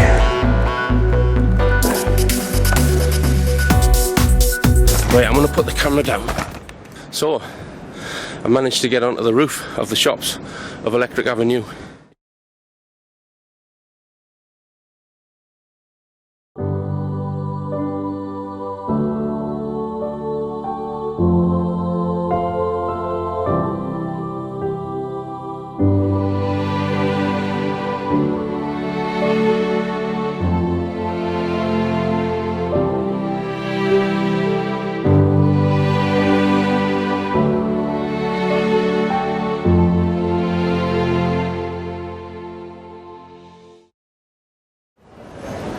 So here I am, I'm on the rooftop at Electric Avenue, and as you can see, over my shoulder is Iceland. Perfect vantage point for whoever was involved to watch with binoculars the man in the white baseball cap. The white baseball cap strikes again, eh? Now, Copeland's father said that Copeland didn't have a white baseball cap, and it turns out he purchased it just before his bombing campaign. So was he told to buy a white baseball cap so that he could be identified in the crowd? I think that's likely. Would you like to know when Jill Dando was murdered? The 26th of April. And she was due to read the 6 o'clock news on the 27th of April, by the way. If she saw the CCTV of Copeland, which we know the police had, and we know the police were in the studio then, right, that means she was in possession of information which could not possibly be put out, because it would reveal that the state were involved in this, right? Also, if she heard the telephone call from the real perpetrator, right? This is all revealed in my film, Kill Jill, the Dando Assassination Explained, and as I said earlier, this is a lesson in how disinformation works as much as it is in exposing false flag terrorism. All right, so let's look at the Copeland case with other past cases. So I've put 9/11 up on there, although it's not UK, it's significant, in the 2005 London bombings, and compare them with the more recent terrorism. Now, these three attacks, I can tell you in quite a lot of detail what happened and who was responsible, etc., right? With the more recent cases, I can't. I don't know what happened at Woolwich. I don't know what happened with Joe Cox. I don't know. And London Bridge, Manchester Arena.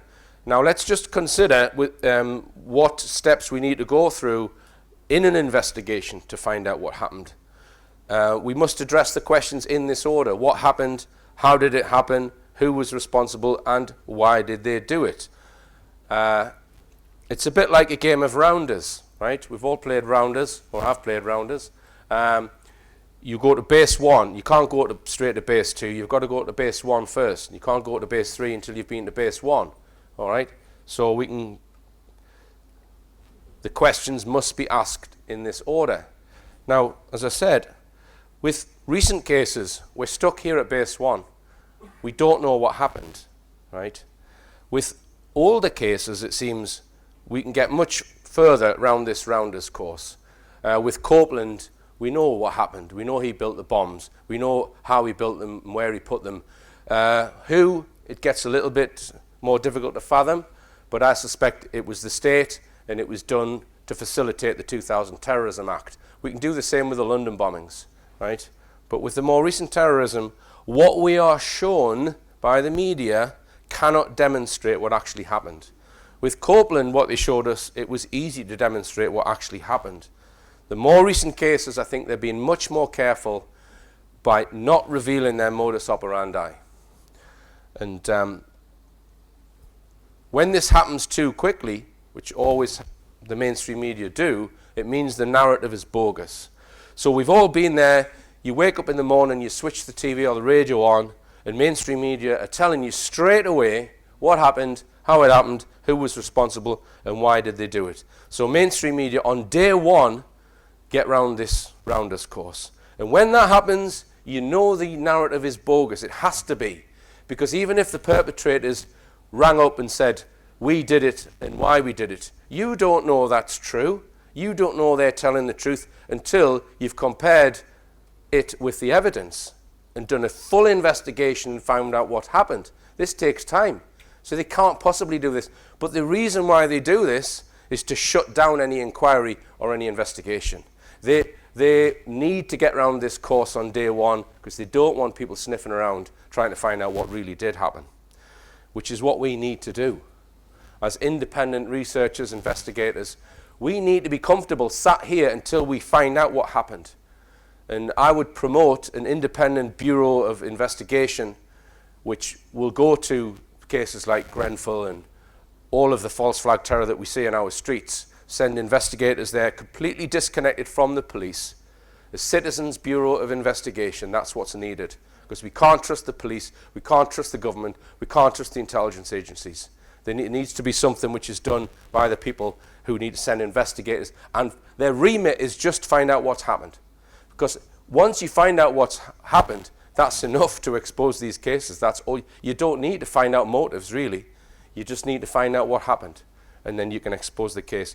Publish a report, put it on the internet, etc. That's what's needed. I don't know. It would probably be quite difficult to do that, but I would certainly support something like that. I think that's what's needed. Okay, so let's just consider the whole concept of creating a patsy. We're going to blame someone for a murder that they didn't do. In the past, they've been fooled. So the London bombings was a good example of this.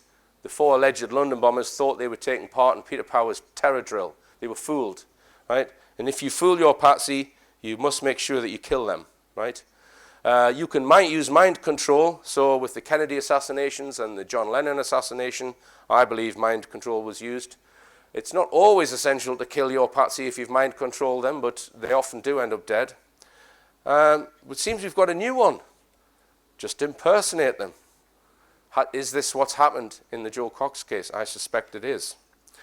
And I can just jump to the Woolwich incident, the drummer Lee Rigby case. If you recall, at that trial, when they showed the alleged perpetrator being interviewed at the police station, in the court, they showed this video and he has this blue blanket over his head. Why would you want to do that? Is that because he is impersonating the patsy and doesn't look exactly like him, perhaps? I don't know. I'm just thinking aloud with this. Okay, and as I've mentioned, a lot of the information war is carried out on the internet. But let's go back in time and just consider when it all started, really. If we go back 300 years and just consider, you know, what was it that first started programming people's minds with propaganda? We can say newspapers. 300 years ago, newspapers were invented. The problem with newspapers is that the information only goes in one direction. So whoever is publishing the newspaper, whoever has enough money or power to create it, has got huge control over people's minds. 80 years ago, there was a new technology came along, radio. But the problem with that was it did exactly the same. It sent information in one direction and one direction only. Then 50 years ago, the biggest propaganda tool ever invented came along. But again, information went in one direction. So it was just another propaganda exercise. 25 years ago, something different came along, which threatened the existing system, and that was the internet. And what the internet promised was to allow any individual to communicate with the entire world just by setting up a website. So it promised truly democratic sharing of information. And since it's happened, really, it's become a war. It's become a war between democratic sharing of information against pushing it back to what it was, which was an autocratic system. And over the last 25 years, we've seen some very powerful entities develop, and nearly all internet traffic now is administered or is handled via these entities. And I don't think it's healthy. What I think is healthy is people setting up their own websites and communicating with many, many websites and getting information independently, rather than using corporate websites. Because I think the net effect of these corporate websites is to just push the system back to an autocratic system where the influence goes in one direction. And we've got some rather sinister entities behind some of the more cuddly entities on the internet. So we know that intelligence agencies, we know GCHQ run vast number of projects online, private companies. Neil Sanders was talking about Cambridge Analytica months before it was revealed in mainstream media.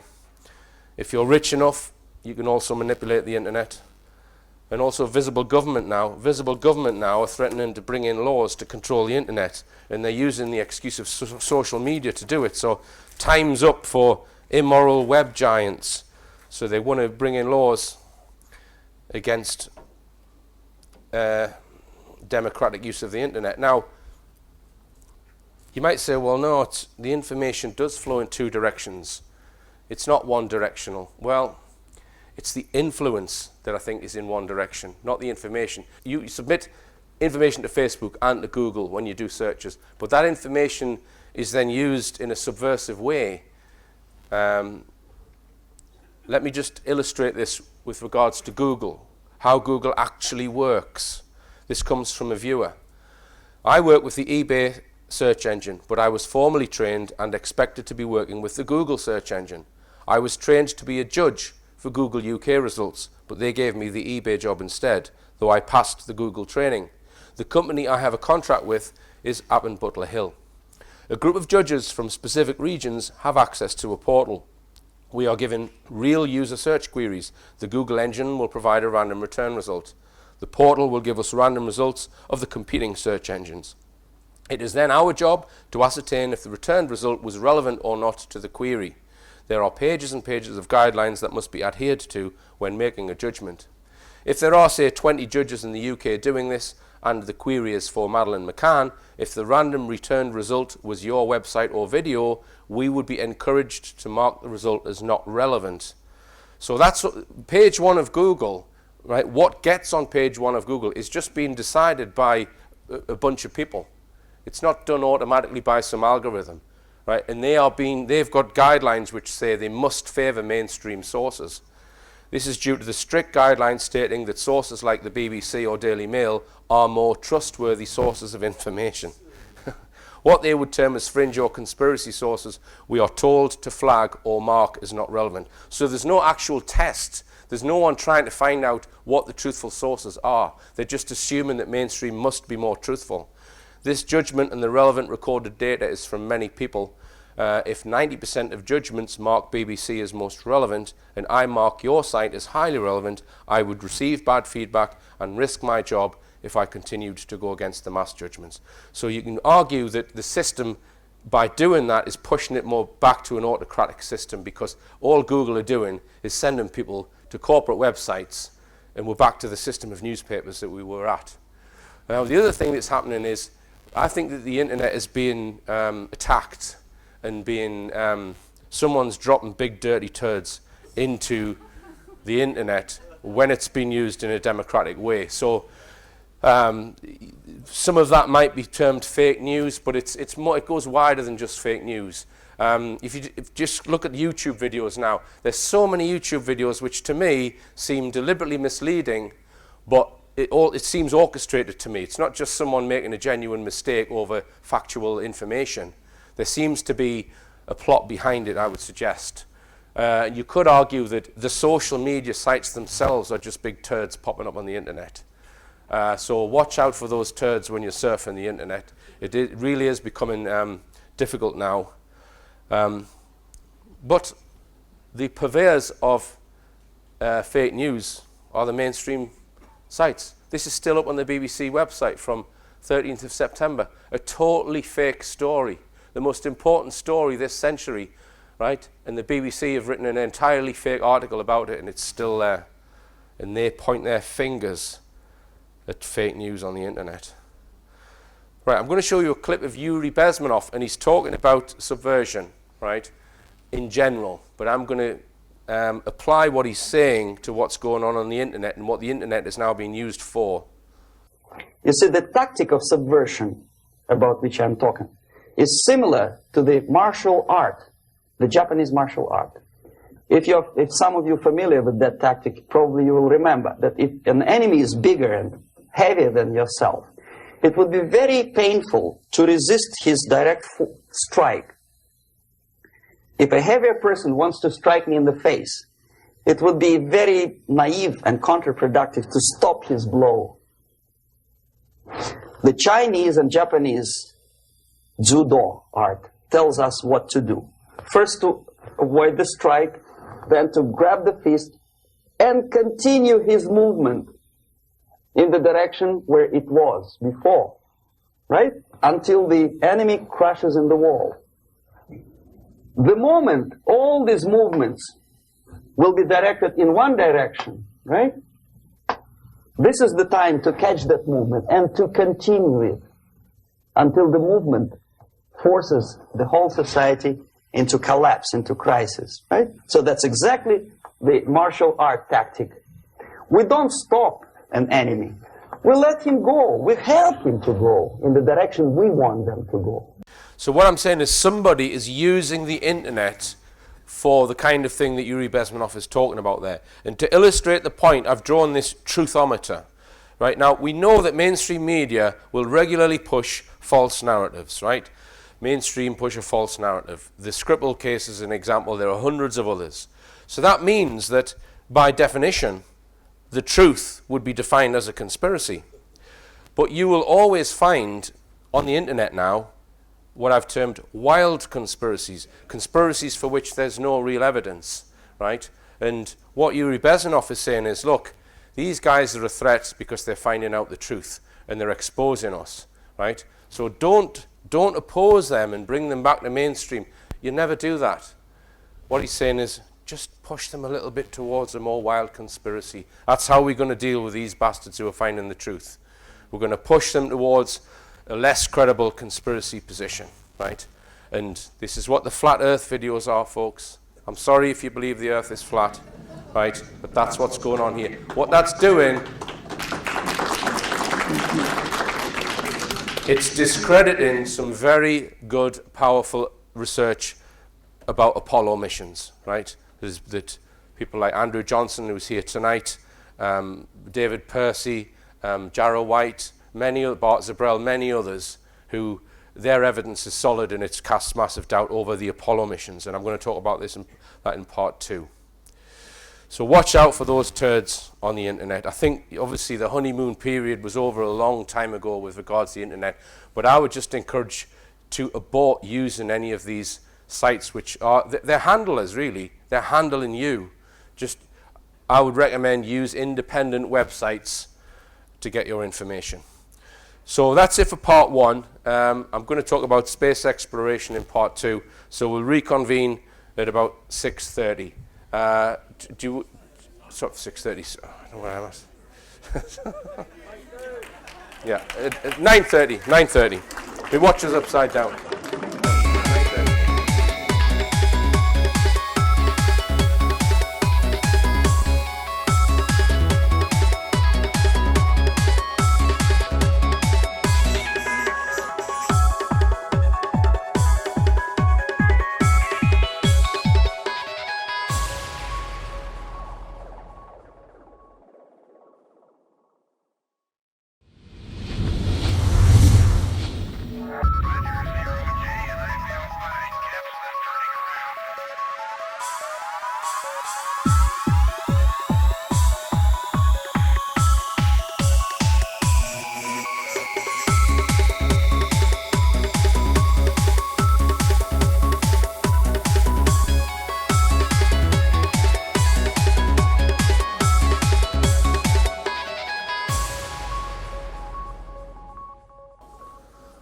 Space, the final frontier. Now,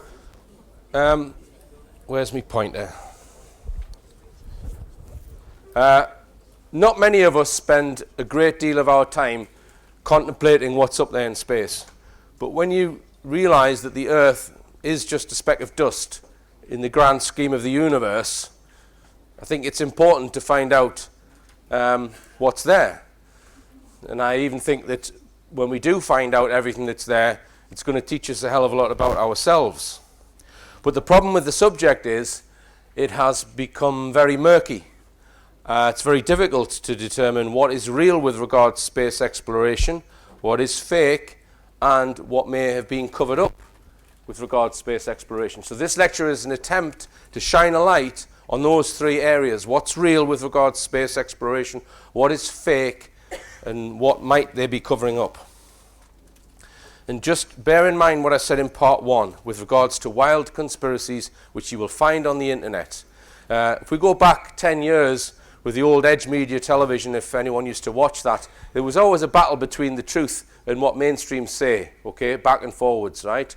But now it's become, the nature has changed, and it's the internet that's being used for this, right? To discredit people who are doing genuine research, trying to find the truth. Now, some of you might think that when I'm speaking about the space conspiracies, that my views are fairly conservative, right? But I think that's will be because you've been drawn into some of this. So this is an attempt using Occam's razor to point at the truth. All right, so space programs, we can split them down into white world space programs. What do I mean by that? I mean disclosed, things that NASA have mentioned, things that you'll find on Wikipedia. And it includes now an amount of commercial space programs. So private individuals who've got their own companies who are building space rockets. I'll come on to that as well. We can split white world space programs down to real missions and fake missions. We've also got Black World, secret space technologies. What is the extent of it? I've no doubt that there are a number of technologies which the public have not been told about, which have been put into spacecraft that are being used now. We've also got possible non-human space programs, extraterrestrial, are there aliens in our skies? And the last two in this list is what you would commonly call the UFO phenomenon. And it's almost impossible to untangle the two, it seems. Because if you have a sighting and you see something very exotic in the sky, how do you know? How do you know whether it's a secret craft or indeed a non-human one? So we look at white world space projects first. Every space project in the white world has used a space rocket to get into space. And this slide shows all of the rockets that have been used in the past. Now, rockets are real. You can go and see them take off. They make a lot of noise, and you can watch them disappear into a tiny dot. And I believe they then orbit the Earth, which is round. We can go and look at the components of a typical space rocket, split into various sections. So the rocket takes off, and when it reaches a certain height and uses all the fuel in the booster stage, it will eject that. It doesn't need it anymore, and that will just drop and fall into the ocean with the booster rockets and the tanks and everything. We then have a smaller rocket with another section here known as the second stage. That will then get the thing in orbit, but it falls away and it breaks up in the Earth's atmosphere. The spacecraft itself might have solar panels on there, and usually these days they have an interface where they can connect to other spacecraft or the International Space Station. And in the early 1970s, they standardized, both Russia and America, they standardized their interfaces so they can connect to the International Space Station or other space technology. Now, when the rocket returns to the Earth, it's only the crew compartment which will return. Also, all of this is scrapped. This will break up in the Earth's atmosphere. We have a heat shield, because if it's in orbit, it's traveling at an immense speed, and as it comes back through the Earth's atmosphere, a vast amount of heat builds up. When it returns to the Earth, the normal method is to use a parachute. Right? You can watch videos of crew compartments returning to the Earth. You can watch videos of astronauts inside them. They're quite interesting to watch, these videos, if you haven't seen them, and you can see in them that the astronauts are visibly scared often, because sometimes the crew compartment will tumble as it's coming back through the Earth's atmosphere. And then you can watch videos too of the astronauts getting out of their crew compartment, which have this characteristic heat damage on them. So I believe the low Earth rocketry technology is real. Now, I've lost count of the amount of times people have emailed me telling me that there's a green screen on the International Space Station, so it can't possibly be real. Now, I've got a green screen in my house, but it doesn't mean my house isn't where I say it is, right? I'd be surprised if there's not a green screen on the ISS. It's full of stuff, right? Media, presentations, etc. You can see the International Space Station with your naked eye. If you look at it through a telescope, you can pick out components on it. If you time its orbital path, you can work out its height using Newton's law of gravitation. So there's no doubt in my mind that it's there and that spacecraft can dock with it. This is the white world space population from 1960. More and more people have gone into space. Low Earth orbit this is. So at any one time, the maximum number of people in space was about 16. So this is white world, what's been acknowledged. So as of the launch of Soyuz, that's the Russian rocket, on December the 17th, 2017, there have been 318 manned space flights that reached 100 kilometers or more in altitude. That's a low Earth orbit. 320 attempted manned flights with 2 failed attempts, 8 of which were suborbital space flights. 135 of these were shuttle missions. So suborbit is when a craft will go to a height, say 100 kilometers, where it could achieve orbit, but it doesn't. It just comes straight back. It's easier to do that than to go into orbit. I'm prepared to believe that the vast majority, or even all of these missions, were real that have achieved low Earth orbit. So what's my opinion on faking? What are they faking? Well, first, just to mention that I believe that the hardware is real. So with the Apollo hardware, you can go to a museum, you can see it, you can touch it, it works. and with regards to the unmanned missions, even the rovers, the Mars rovers, they did build those things and they are real. So the hardware is real. On some occasions, what they claim was achieved using that hardware is untrue. Also, images from some missions may have been changed, doctored, or completely suppressed. All right, so that's my opinion on faking, and as I said earlier, some of you might think that's a conservative view, but it is an attempt to aim at the truth. Now, I'm going to exclude Apollo from this next analysis. So I'm going to consider all moon exploration apart from the manned Apollo missions, because I think there's vast amount of evidence to suggest that they didn't happen. Right, so I'm going to ask a question. Between 1958 and 1976, there have been how many attempted moon missions? So this is when they've built a rocket, they've attempted to launch it, and then launch a craft to go and look at the moon. How many attempts up to 1976? Anyone care to guess? None. Yeah. Everything's fake. Right, okay, the official figure is 79.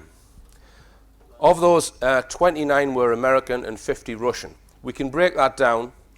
So of those, 14 of the American missions failed, 26 Russian missions failed. So I'm including in that when they've built a rocket and the rocket's blown up on the launch pad, or it's lost the craft when it's reached Earth orbit or something. So attempted missions. We've had 3 partial fails for each. So that means that just 12 of the American missions, 12 of 29 were successful, and 21 of the Russian missions were successful. This is unmanned. Nobody in these craft. Right. Now look at that table. That table, in my opinion, tells you the motive why they faked the Apollo missions. If you consider a manned mission, it is several times more difficult than an unmanned mission. You've got to have space for the astronauts. You've got to regulate the air with the right amount of oxygen at the right temperature. You've got to make sure that the craft doesn't go through certain G-forces that would kill people. And you've got to get the thing back to the Earth, right? These are one-way missions, right? So you've got to get the thing all the way back from the moon's surface through the Earth's atmosphere and land safely without killing anyone. Several times more difficult. Would you get in a spacecraft with that reliability? Right?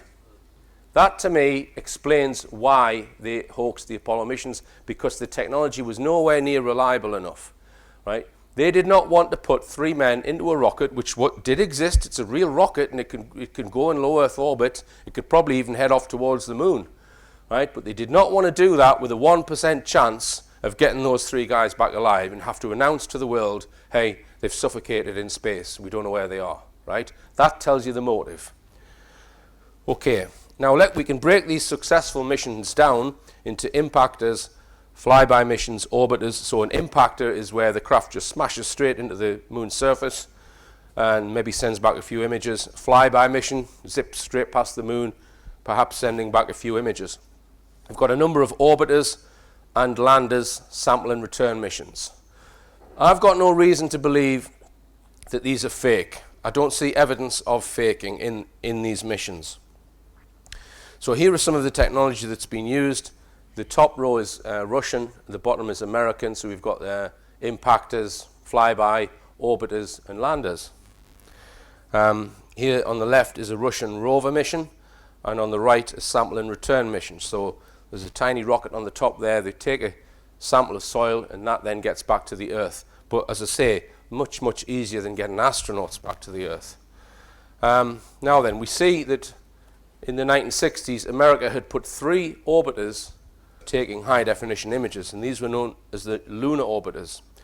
So Lunar Orbiter 1, 42 high-resolution and 187 medium-resolution frames were taken and transmitted to Earth, covering over 5 million square kilometers of the moon's surface, although a number of the early high-resolution images showed severe smearing. Showed severe smearing. What does that mean? Now, this is the coverage that probe took photos of. So we see the far side, about 50% of the moon's surface was photographed. And you need to point out that when the moon goes around the Earth, it always presents one face to the Earth. So there's an entire side of the moon that we never see from the Earth. We cannot see it. The only way to see it is to get in a spacecraft and then go and look behind it. So this craft was photographing that hidden side for the first time, and it took photographs of about half of the surface. Here's a photograph at NASA of them laying out these images of the moon's far side. Now, one person who claims that he saw some of those lunar orbit high-definition images is Carl Wolf. He was an engineer, and he allegedly went to an installation where he was trying to fix something, and he was shown, right, these images of the far side of the moon. Many of you have probably seen this clip. I've showed it on Richplanet loads of times, but I'm going to show it again in this presentation. Good morning. My name is Carl Wolf, and I was a precision electronics photographic repairman with a top secret crypto clearance in the United States Air Force. I was stationed at Langley Air Force Base in Virginia. In 1965, in mid-1965, I was loaned to the Lunar Orbiter Project at NASA on Langley Field. Dr. Colley was in charge of that project. They had problems with a piece of electronic equipment that was bottlenecking their production of photographs. I went to the facility, and when I walked into the facility, there were scientists from all over the world. I was stunned, actually, to see people at a NASA project from all over the world. It didn't make any sense to me initially. I was taken into the laboratory where the equipment was malfunctioning. I couldn't repair it in the dark. I asked to have it removed. A airman second class was in the dark room at that time. I was also an airman second class. I was interested in how the whole process functioned, how the data got from the lunar orbiter to the laboratory. I asked the young man if he'd describe the process to me. He did. About 30 minutes into the process, he said to me, in a very distressed way, by the way, we've discovered a base on the backside of the moon. And then he proceeded to put photographs down in front of me, and clearly in these photographs were structures, mushroom-shaped buildings, spherical buildings, and towers. And at that point, I was very concerned because I knew we were working on compartmentalized security. He had breached security, and I was actually frightened at that moment. And I did not question him any further. And a few moments later, someone did come into the room.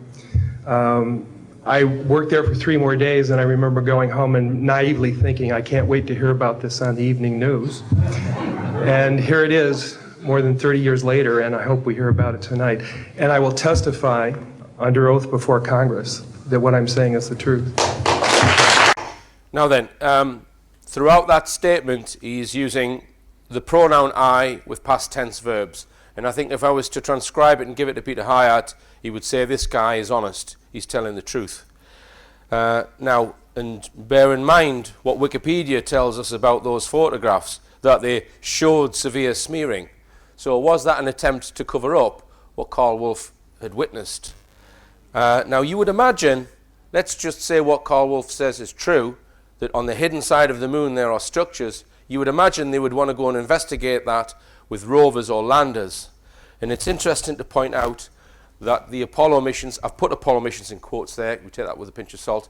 Apollo missions and all robotic landers so far have landed only on the near side of the moon so that they can communicate continuously with Earth while on the lunar surface. So the yellow triangles there are the NASA unmanned missions, the green is the alleged Apollo missions, and the red is the Russian unmanned missions. So it's fascinating that they've never, to date, landed anything in the white world on the far side of the moon. But I suspect that they may well have done in secret and not told anyone about it. So, structures on the moon. A number of commentators talk about this subject and will show you photographs of the moon where they say, well, this has been smeared, they've rubbed something out there. It perhaps shows a building or a mine or what have you. Now, some of those researchers look at Apollo record or Apollo images. Now, that is flawed in my opinion because they're actually looking at images of a studio and finding anomalies in the studio set, right? However, some of the images which I would suggest are genuinely of the moon do show anomalies. And I would like to introduce Andrew Johnson's new book at this point. Now, Andrew's written this new book, Secrets in the Solar System, and we will be discussing it on Richplanet in future shows.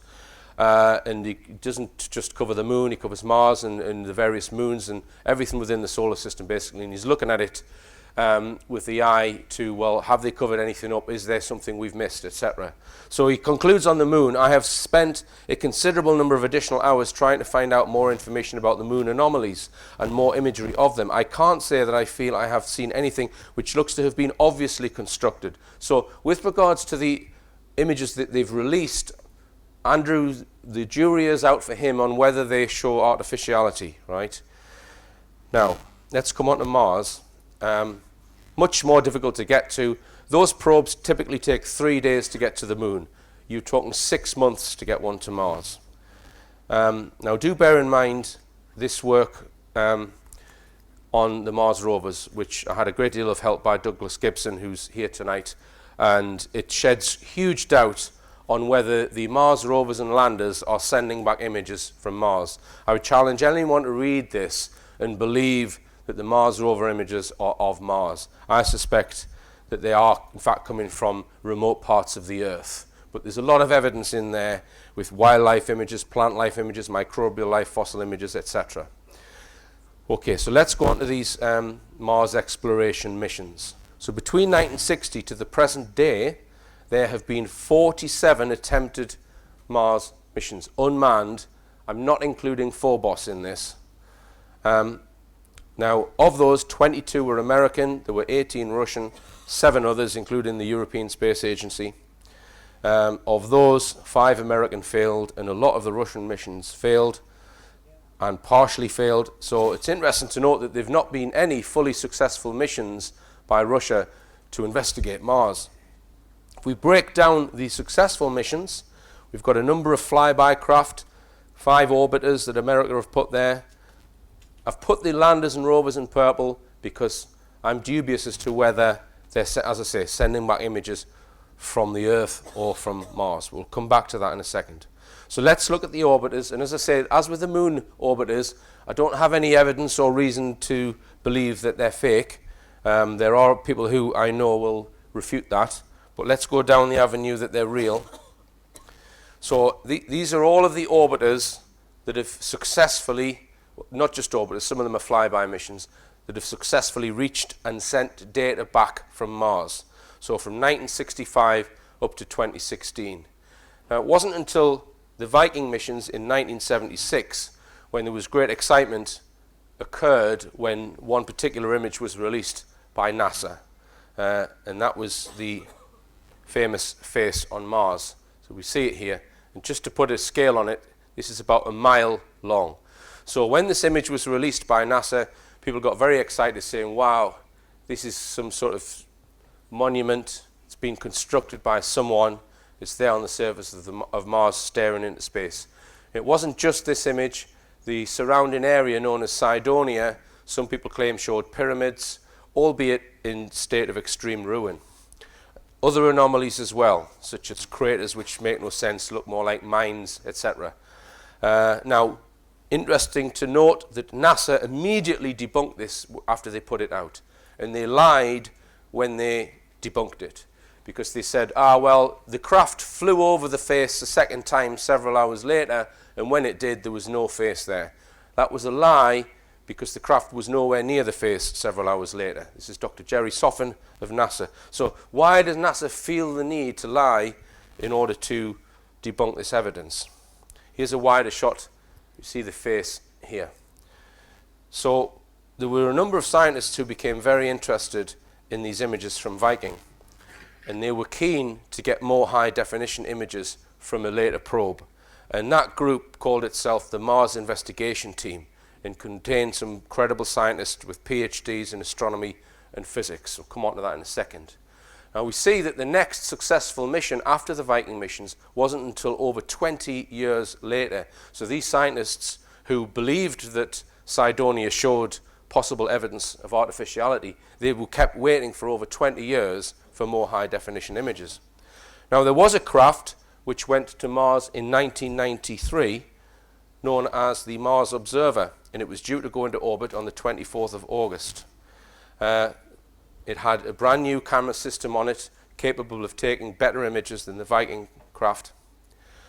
And the group that were interested, this is a group outside of NASA. NASA were not interested in these anomalies, it's just a bunch of rocks. But this independent group were very interested in Cydonia, and they wrote this report in 1993. And on the cover it states, "On the failure of executive, congressional and scientific responsibility in investigating possible evidence of artificial structures on the surface of Mars and in setting mission priorities for NASA's Mars exploration."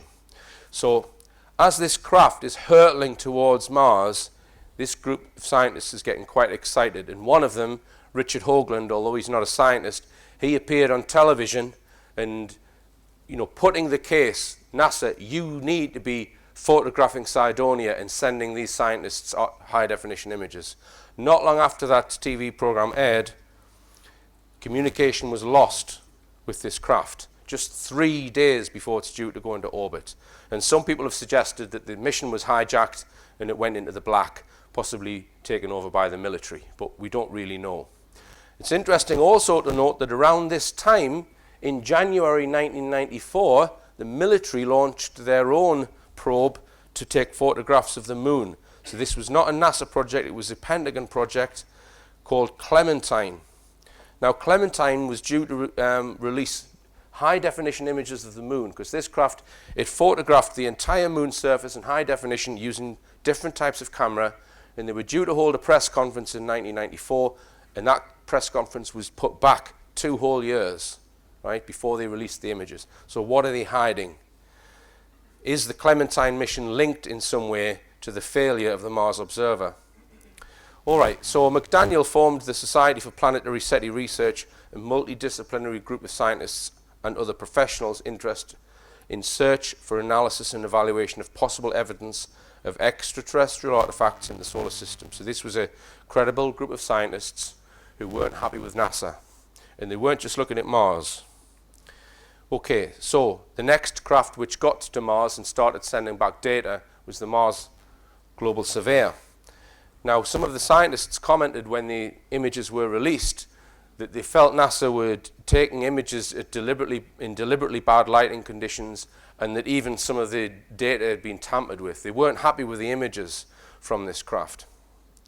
And this is a list of all the scientists who, at that time, either believed Cydonia was artificial and had been built by some group, or felt that the evidence strongly pointed in that direction.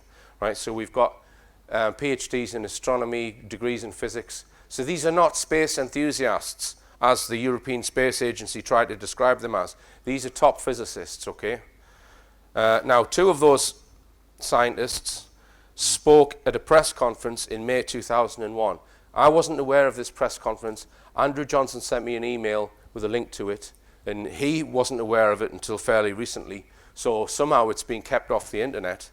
And in that press conference, Dr. Brian O'Leary, who was a NASA astronaut, I think his degree in physics, PhD in astronomy, and Dr. Tom Van Flandern spoke about the Mars anomalies and were discussing the artificiality. Brian O'Leary essentially lost his career at NASA when he started getting interested in Mars anomalies. So I'm going to show you a clip from this conference. All these 3 guys are dead now, by the way, but just have a look at this clip. Tom and I each pursued mainstream careers in astronomy research, publishing dozens and dozens of peer-reviewed papers in our fields, until the 1980s, when we independently began to address promising but unsupported topics, such as the Mars anomalies. In 1976, the Mars Viking orbiter imaged a mile-long mesa that resembles a human face staring straight up into space. The spacecraft also imaged other objects of interest in the surrounding areas. In the presentation you're about to hear, Dr. Van Flandern will be showing you some provocative images from the ongoing Mars Global Surveyor mission. In this high-resolution photo taken in 1998, the face was again imaged. When that image was released to the media on April 5th, 1998, this is the image that the Jet Propulsion Laboratory, JPL, released. Anyone would agree is a very natural-looking object. It does look like a pile of rocks and make the face look like an accident. The trouble is that It doesn't look anything like the previous image. And there's an even bigger problem for the scientists. It doesn't look like the data that came down from the spacecraft either, and that's a more serious problem, the data that this image was based on. Well, on the JPL website that is cited in the press kit, you can go there and you can see this image and the actual image that it was based on, side by side, and the recipe for how JPL got from one to the other. They put the actual image through a high-pass filter, then through a low-pass filter, then they averaged the two to get this image. When we go back to the actual image was taken at a rather oblique angle under extremely unfavorable lighting conditions. But because we have the older images from a different angle, we can triangulate, and computers processing programs are very good now at reproducing lighting from any angle. So we can use those computer techniques with the actual data. And this is done by a computer, not by an artist. There is no introduction of new data in this image by any artist. It is just rearranging the features you see by computer instructions to restore a high angle of lighting, put the shadows in the right place, and to restore an overhead view from this oblique view to one side. And here's what happens when we do that. There's the lighting restored, and now we rotate to a view from above. And this is what the object actually looks like, as best we can tell at this point. All right, so the image on the left is what it actually looks like, and the image on the right is what NASA want you to think it looks like. I think we can accuse them of a cover-up. It's the border that fascinates me, the uniformity of the curve around here and the sides. Now, what Van Flandern points out in his lecture is that in the Viking images, you were unable to make out irises, eyebrows, or nostrils. I mean, look at the nostrils or lips. And because they were predicted before these images, he's worked out a probability of the thing being just random. So he's saying that the size, shape, location, and orientation of eyebrow, nostrils, iris, and lips. The natural origin hypothesis is disproved at odds of 1,000 billion to 1. The artificiality of Cydonia is established beyond a reasonable doubt. So this credible scientist is saying that that has been built by some ancient civilization, we don't know how long ago. And he also points out that he believes the equator on Mars used to be in a different orientation, and that the face, when it was built to line up with the equator. But there's other evidence as well in this area. There's the D&M pyramid and other possible pyramids on Mars. Now, there have been a number of missions since that mission, since the Mars Global Surveyor. Some of them have taken high-definition images of Cydonia, but none of them really have produced anything which surpasses what Tom Van Flandern said there. And I would argue that the remit of the organizations that have been sending these subsequent probes has been to play the evidence down. Right? I don't think we can trust them. As I said, the European Space Agency called that group a bunch of space enthusiasts. So I think there's been a policy to play down the whole significance of Cydonia. Now then, I just want you to consider, let's assume that there is an artificial area on Mars, and I believe that there is. They've not told anyone about it, and they've been very careful to debunk it and play it down and ridicule it. So I suspect that that has been investigated in secret, that at that time there was a project to either send manned or unmanned missions to investigate what's there on the ground. Now think about that, right? It would be no good just sending a clandestine mission to examine Cydonia, would it? Because there could be artifacts all over the surface of Mars from an ancient civilization, right? Just because you can see things from space doesn't mean that there aren't artifacts all the way around the planet. These are just the things they can see from orbit. So they would need to search with a fine-tooth comb using rovers or even manned missions, who knows, right? The entire planet. We're talking a planet. How long would that take? It's going to take a long time. And you're not going to want NASA sending white world missions to the surface of Mars that might find things on that planet. If it's a cover-up, it means the Mars rovers is a lie. And that would explain why we're getting images from the Earth. So in other words, the controversy around Cydonia and the possible clandestine investigation of what's really on the surface of Mars might explain the phony images that we're getting back from the rovers. So Andrew Johnson concludes in his book on Mars, his book on the solar system, in the chapter on Mars, he says, I do think NASA is hiding something about the face and Cydonia, and it is something important. Their behavior and reaction towards those who have done investigations strongly indicates that someone knows a lot more than they will reveal. If I was pushed, I'd say that some of these pyramidal structures are indeed artificial, and there is some kind of link between these structures and the pyramids on Earth.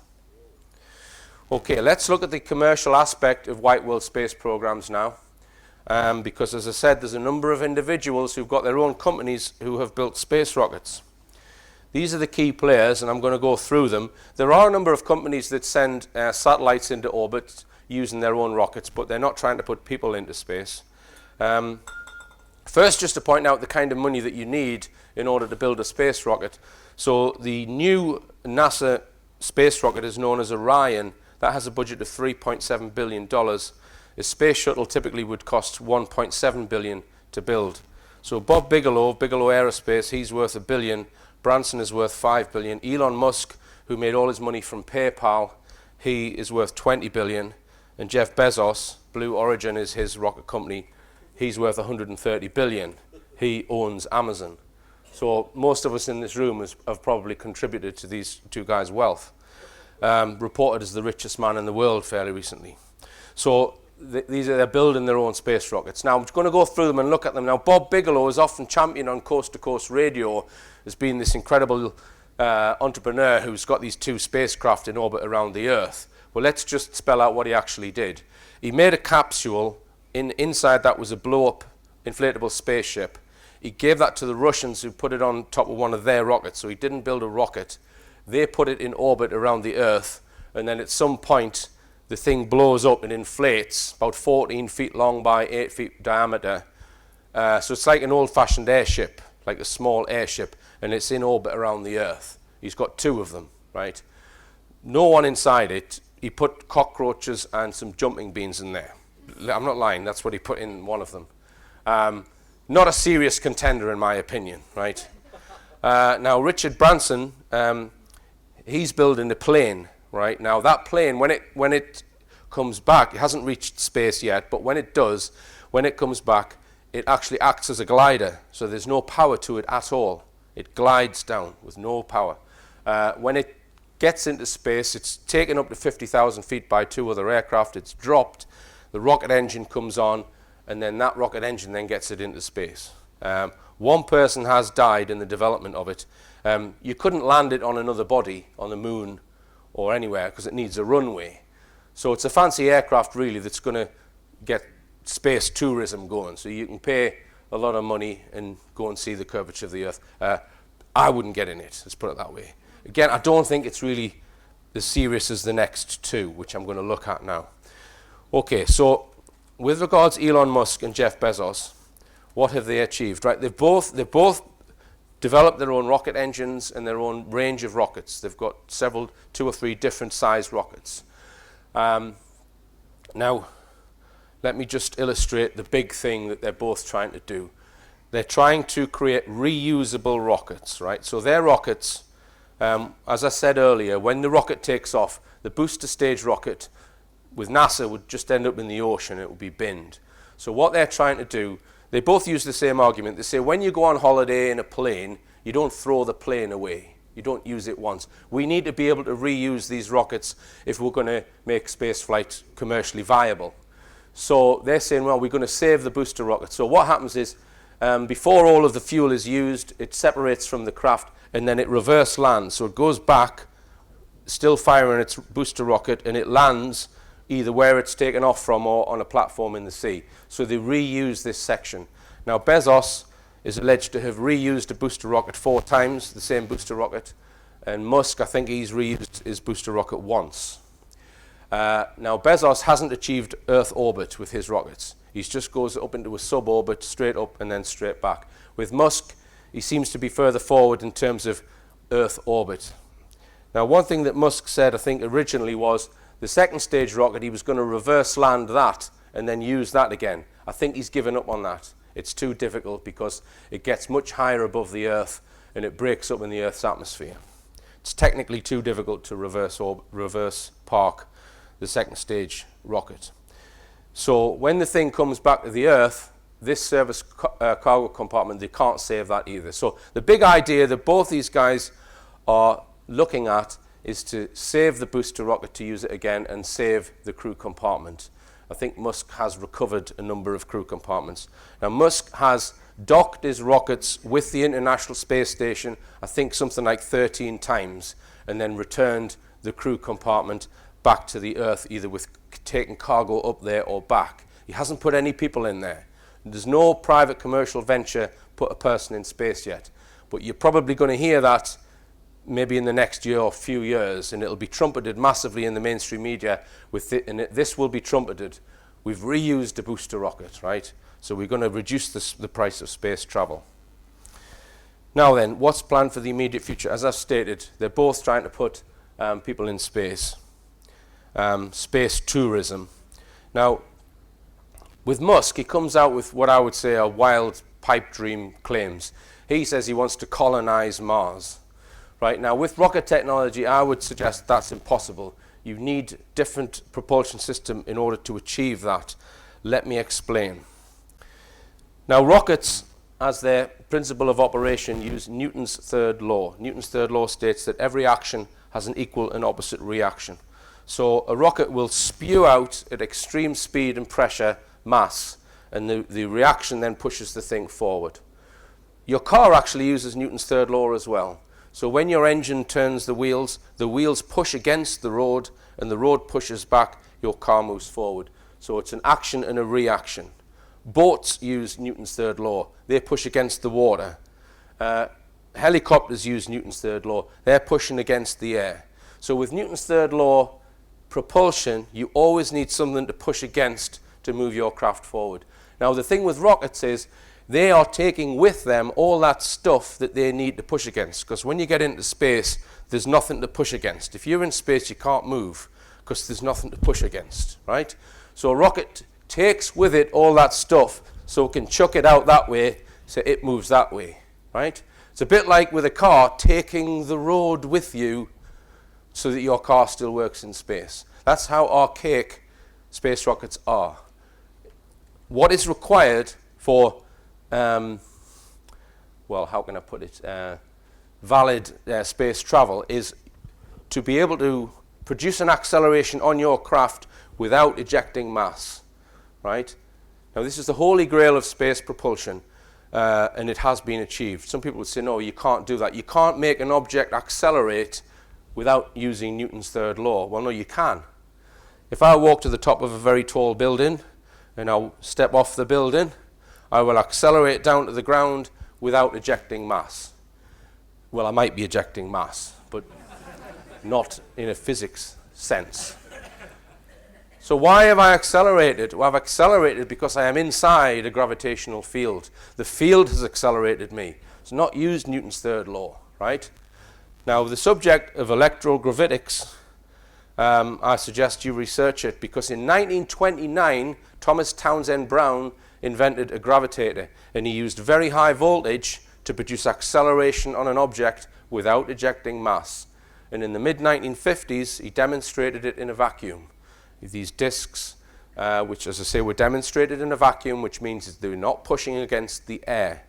Now, if you can create enough acceleration on your object without ejecting mass to get it to levitate, turn it up a bit more, it will move at its fixed velocity, and you'll be in space in no time. Very simply, much easier than a rocket. The thing with a rocket is it takes so much mass with it, because every time it needs to change direction in space, it's got to spew out a load of mass. Turn around, spew out mass. Rocket travel is archaic, right? You need a technology, field propulsion, electrogravitics. We've got Eugene Podkletnov, who used superconductors. He's demonstrated it. Ed Fouché, who talks about superfluids, superconductive superfluids. Right? This is technology which is in the black, and it went into the black in 1957. I'm going to come on to that. I'm going to come on to the black technology in a second. Now, So you ask the question, why doesn't Elon Musk talk about non-rocket-based propulsion? Both these guys are engineers, right? They're clever guys. They're both electrical engineers, and they're both at the front end in terms of the rocket development. They're not entrepreneurs that just sit back counting money, right? They both understand how the rockets work, but none of them talk about non-rocket-based propulsion system. This guy's got $130 billion, right? He sells $1 billion of his shares every year. Wouldn't you think he would put something into non-rocket technologies, or at least investigate it? So I've looked at both of them. I can't find anything obvious which suggests that Jeff Bezos is a gatekeeper, although he's obsessed with rockets and nothing else. This project here, he's speaking to these school children, and it's a project where they've gone around the oceans digging up NASA's old rocket engines and polished them up a bit and put them on display and gone, ooh, there's a rocket, right? So he comes out with these mottos like slow is smooth and smooth is fast, the tortoise always wins. So his philosophy is very, very slow incremental development of his rockets. He's not interested in anything new. Now here he is, sitting next to Michael Collins. Michael Collins is the man who allegedly went to the moon with Neil Armstrong, right? So in my opinion, Michael Collins knows fine well they didn't land on the moon, right? Now Jeff Bezos in this clip, he's talking about the Apollo missions. He's a guy who's put his own rockets into suborbit, right? And he's reused the booster rocket, as I explained earlier. He's very well up on rocketry. He knows how difficult it is to do. So he knows how difficult it is to get to the moon. And just listen to what he says here, sitting next to Michael Collins. I think if you think back to the kind of the heyday of the 1960s and the Apollo program and all of that excitement, my gut instinct on this is that we as a civilization, we as humanity, pulled that moon landing way forward, out of sequence from where it actually should have been.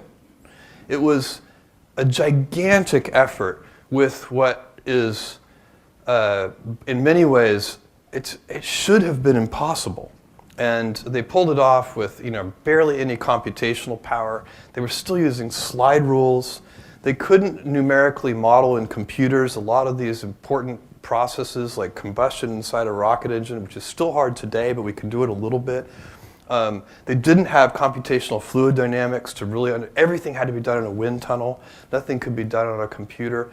So I think the reason we've sort of taken a hiatus, maybe in part at least, is because we pulled that forward to a time when it should have been impossible. And then once it was done, we kind of had to wait and let technology catch up. This is an intelligent guy. He's in denial. Yeah, he's in denial. He can't admit it to himself because his view of the world would have to change too much. Elon Musk is a different kettle of fish, I think. Now, as I mentioned, their big idea, right, is reusable rockets, right? That's what he mentions that at the beginning of this clip, but then he's asked the key question after he's trumpeted his reusable rocket. Reusability is really, I think, the critical breakthrough needed in rocketry to take things to the next level. Let's talk about Mars. That's what really excites a lot of the people in the audience, a lot excites many of us. How are we going to get there? First of all, what are in your mind, say, 2, 3 top technologies that we need to develop, that we need to improve to get us closer to where we want to be? Yeah. Right, that's a great question. What are the technologies we need if we are going to build craft to get to Mars? My answer would be, very simply, we need technology that can accelerate a craft without ejecting mass. I'm pretty sure they've got it in the black world. We need to get it out into the white world and release it for use in my spacecraft. That's what my answer would be. Key technologies. Obviously it'd be great to have some sort of fundamental new thing that has never existed before and like pushes the boundaries of physics. That would be great. But as far as the physics that we know today, I think I actually think we've got the basic ingredients are there. If you do a densified Methalox rocket with on-orbit refueling, Earth orbit refueling. So you like load the spacecraft into orbit, and then you send a bunch of refueling missions to fill up the tanks, and you have the Mars colonial fleet essentially that gets built up during the. The analogy I gave earlier about taking the road with you, yeah, that's what he's describing there. That they have to have several missions just to get all the fuel into space. Time between the Earth-Mars synchronizations, which occur every 26 months, and then the fleet sort of all departs at the optimal transfer point. I think we have. We don't need anything like we don't need any sort of thing that people don't already know about. I believe we've got the building blocks. But now then, Peter Hyatt would have a field day with that statement. He's used 3 negatives within 2 sentences, right? So that means we're on high alert for deception. He's probably lying, right? So now listen, he stutters on the pronoun I, which means he's under stress. His eyes are all over the place. He says, we don't need any sort of thing that people don't already know about. Now, what is he talking about, people? Does he mean the public? Let's assume he means the public and restate that. We don't need any sort of thing that the public don't already know about. Not that hasn't been invented, right? I think he slipped up here with this statement. I think he knows all about the secretized technologies. I think he knows fine well his rockets are just a cover for far more advanced technology. And the same applies with his views on energy, because he owns an energy company as well. And his solution to the energy crisis is solar panels and batteries. With his car company, he states that all transport, not just cars, will be electric and will be autonomous. So we're not going to have steering wheels in 15 to 20 years, according to Elon Musk. He supports Agenda 21 globalist type thinking. He's always using the buzzwords of renewable and sustainable. Now then, I'm going to go off on a tangent here and talk about artificial intelligence, because this guy spends a lot of time fear-mongering about artificial intelligence. Now, I'm reasonably well qualified to talk about artificial intelligence. I spent 12 years programming microprocessors. Some of those applications that I worked on were safety critical. So if the system fails, someone is going to die. So nuclear power, nuclear weapons, motorway control systems. Now, in a safety critical control system, you design it with certain principles in mind. One of those is the system must be deterministic, right? So you must always know where that system is going to be. So we use things called state transition diagrams in order to define the system. And no matter what happens in the outside world, your system will always be in a known configuration or state. You don't introduce randomness. You would never put artificial intelligence into a safety critical system where lives could be at risk, right? He's an engineer. He should know that. Now, the other person who's been fear-mongering, or before he died, about artificial intelligence is Stephen Hawking. Now, let's just say that whoever this is a real physicist. He's not qualified to talk about artificial intelligence. He writes equations about black holes. Now, that might sound clever, but it doesn't mean that he knows anything about microprocessors, software design, system design, or engineering, right? He's no more qualified than a hairdresser to talk about artificial intelligence. So why is he fear-mongering about it? Seems to me we've got these 2 fake role models either side of the Atlantic fear-mongering for some reason about artificial intelligence. Musk mentions it at the end of this clip. Well, first of all, I should say I'm a big fan of NASA. NASA does a lot of good things for which it doesn't get enough credit, and that the public, I guess, doesn't know that much about.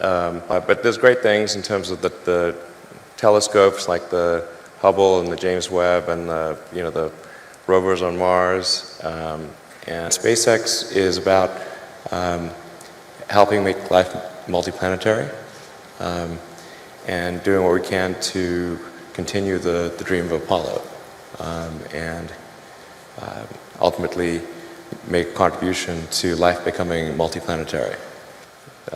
People talk a lot about fusion and all that, but the sun is a giant fusion reactor in the sky, and it's really reliable. It comes up every day.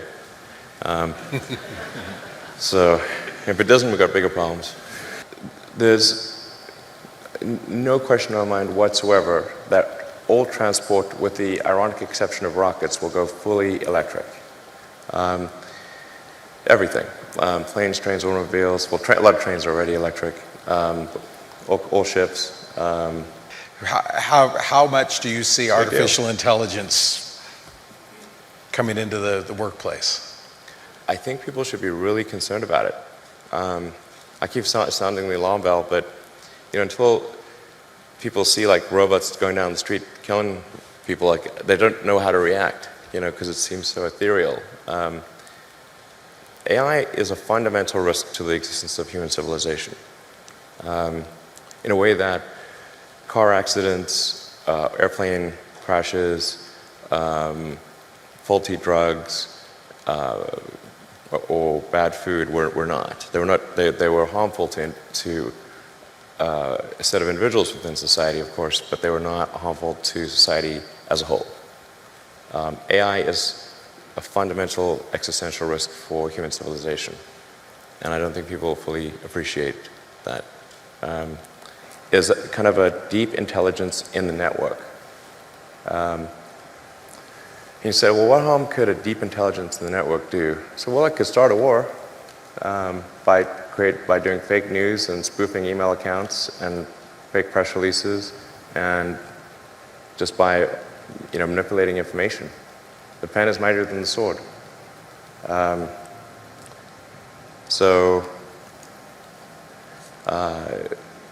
I mean, as an example, I want to emphasize, I do not think this actually occurred.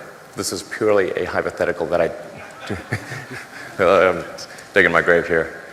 But there was that second Malaysian airliner that was shot down on the Ukrainian-Russian border, and that really amplified tensions between Russia and the EU in a massive way. Well, let's say if you had an AI that was where the AI's goal was to maximize the value of a portfolio of stocks. One of the ways to maximize value would be to go long on defense, short on consumer, start a war. And then how could it do that? Well, hack into the Malaysian Airlines aircraft routing server, route it over a war zone, then send an anonymous tip that an enemy aircraft is flying overhead right now.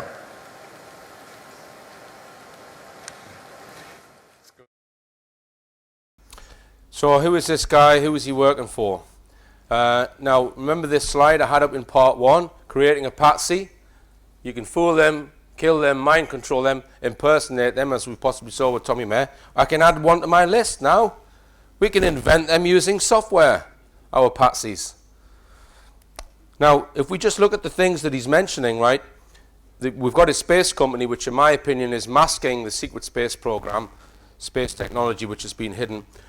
He's talking about Agenda 21 with his energy company, right? That's another big agenda on Earth. But also he's now talking about false flag terror. So is the group which manages those 3 areas connected? And is he their monkey? Now, so just to summarize on space exploration, I believe that there have been previous civilizations or other civilizations before us, perhaps before the 250,000 year age that they say we are.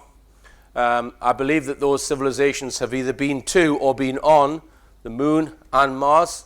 I believe there are remnants of those civilizations on these planets, and I believe that they are being investigated in secret and that you are being kept in the dark about it, with the help of people like Elon Musk.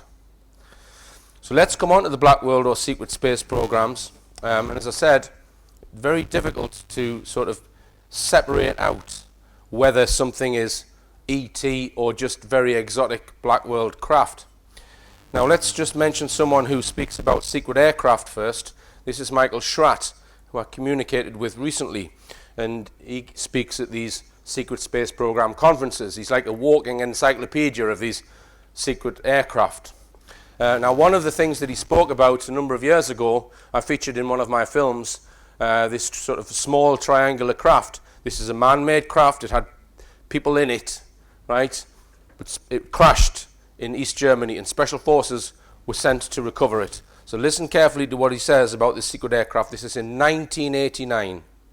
The only known illustration of a top secret aircraft that crashed in the East German border region during the first month of the Bush Senior administration. Had a crew of 2 that sat tandem. Now I'm proposing that this was a Lockheed design just for the fact that you can see the same faceted flat plate technology used on the F-117.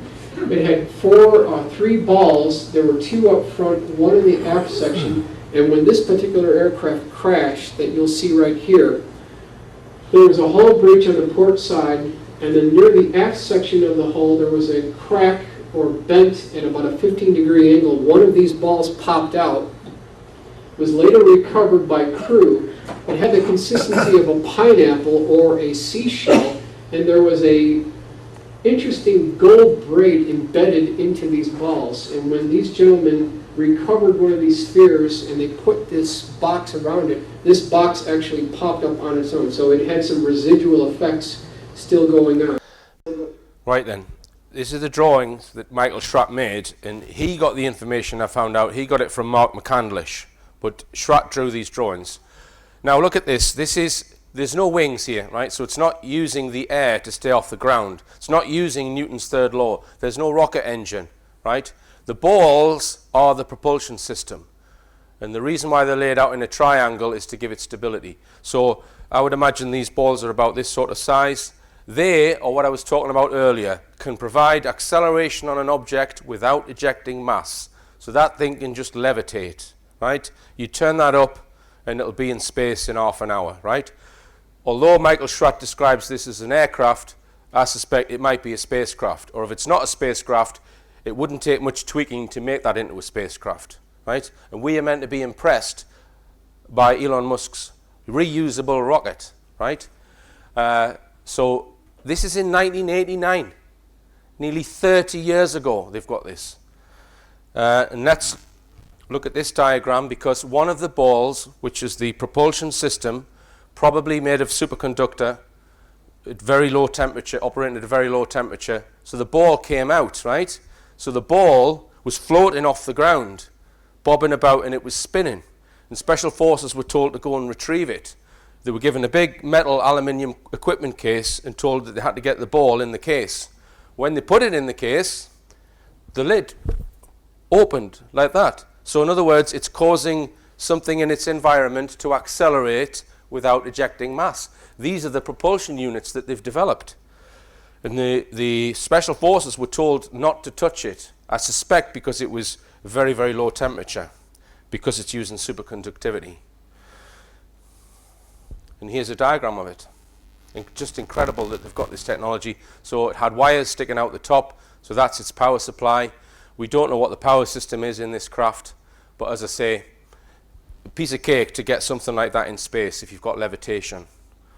You know, you don't have any of the problems of re-entry, because you can put your craft up to a suborbital height, right? And as long as you can maintain that acceleration, you don't need to put it in orbit. So therefore getting it back is easy, because you're not whizzing around the Earth at extreme speed. And this is a diagram of Britain's most famous UFO case, drawn by Jim Penniston in 1980. 9 years before. Here is an artist's impression based on the evidence from Rendlesham. So I'm just going to compare an aerial view of the 1989 secret aircraft or spacecraft, right, with this rendition of Rendlesham. It has 3 faceted plates on each side of a triangle, identical to Rendlesham. It doesn't have a crew compartment in Rendlesham, so I would suggest that the Rendlesham craft could be a drone, an unmanned version of what we see in 1980, right? I do intend to get all of the witness statements analysed by Peter Hyatt, and if someone has been lying for a particular reason, they're going to be exposed. So when we see triangular craft depicted, and I've got dozens and dozens of reported sightings of these things, we always see them with 3 lights in the corner, but they're not lights. They are the propulsion system which might emit light during night as a byproduct of its operation. So it's just levitating there. There may be propulsion in the center as well. So as I say, some of these are 600 feet by 600 feet, TR-3B type craft, and it can just get into space totally silently, right? So I'm of the mind that they've got these platforms, you know, who knows, around the Earth doing whatever in secret. Now, late last year, there was a big story in the UFO community broke. Apparently, the Pentagon had been running a UFO study program for the last 10 years. And as a part of the disclosure, they released 2 videos of UFOs that had been filmed by fighter pilots. So they've recorded them in their cockpit. And these UFOs are going through incredible maneuvers. Maneuvers that cannot be performed by a white world craft. So this has been trumpeted by ufologists as a disclosure of information. So this was one of the videos known as the gimbal video. There was another one called the Tic Tac video where there was allegedly a fleet of these things. I'm not going to play them. You can go online and watch them. Now the person who was in charge of this UFO study program at the Pentagon for the last 10 years was Pentagon intelligence officer Luis Elizondo. And the program was called the Advanced Aviation Threat Identification Program. Now, he was interviewed on Coast to Coast by George Knapp recently. I normally like George Knapp's interviews. He covers ufology and other subjects. But his interview with Luis Elizondo, in my opinion, was woeful. I'm going to show you some clips from that interview, and I'm going to show you what I think is really going on with Luis Elizondo. Most of the people he worked with in the Pentagon had no idea that this program existed. That included, as we just heard, his immediate supervisor. He didn't know that he had been given this assignment. You were doing a couple of different jobs, but one of them was studying UFOs. That's correct. Yes, I mean at the very senior levels, they were aware of what I was doing. The problem is at the middle management level, not so much. Right. So it's a problem to him that people around him didn't know he was involved in this. To me, that's just a convenient excuse for the fact that he didn't actually work in a UFO program. We've got no way of checking from any of his colleagues what he's saying. Now, he's asked about his role as an intelligence officer at the Pentagon, and when he's talking about it, he uses past tense verbs and he uses the pronoun I regularly. I do think he was a Pentagon intelligence officer, but as soon as he starts talking about his role in this UFO study program, his language changes. You would have this flurry of reporting coming in, and that reporting could come in various ways. Sometimes you were up for 12 or even longer hours trying to analyze information and make phone calls and call meetings and have the experts try to do the telemetry. And in other cases, you know, maybe it was you had time to sit back, drink a cup of coffee, and catch up on the news. So, right. So the sudden change in language to me suggests that he's lying. Suggests to me that he's lying about being involved in any UFO study program. I don't believe that any such program existed, but I do believe he is an intelligence officer. Right. So that tells me that he's probably just a disinformation agent. So we then need to ask the question: why is he a disinformation agent? Why have they put him out? Really, my mission was pretty clear-cut, and that was to determine with those of my colleagues, what is it we're seeing and how does it work? And then hopefully let, you know, smarter people figure out who's behind the wheel and what the intentions were. We're looking at something that does, you know, basically extreme maneuverability, well beyond the healthy G-forces of anything biological to withstand inside. Right, he's talking bollocks there. If you're using electrogravitics, you're generating a gravitational field yourself. You do not feel any gravitational force when you're going through a change in direction, just like jumping off a building. If I jump off a building, right, and I'm weightless as I'm falling, if you suddenly move the earth from underneath me to above me, I will accelerate and go the other direction. But throughout the whole time, I won't feel any G-force, right?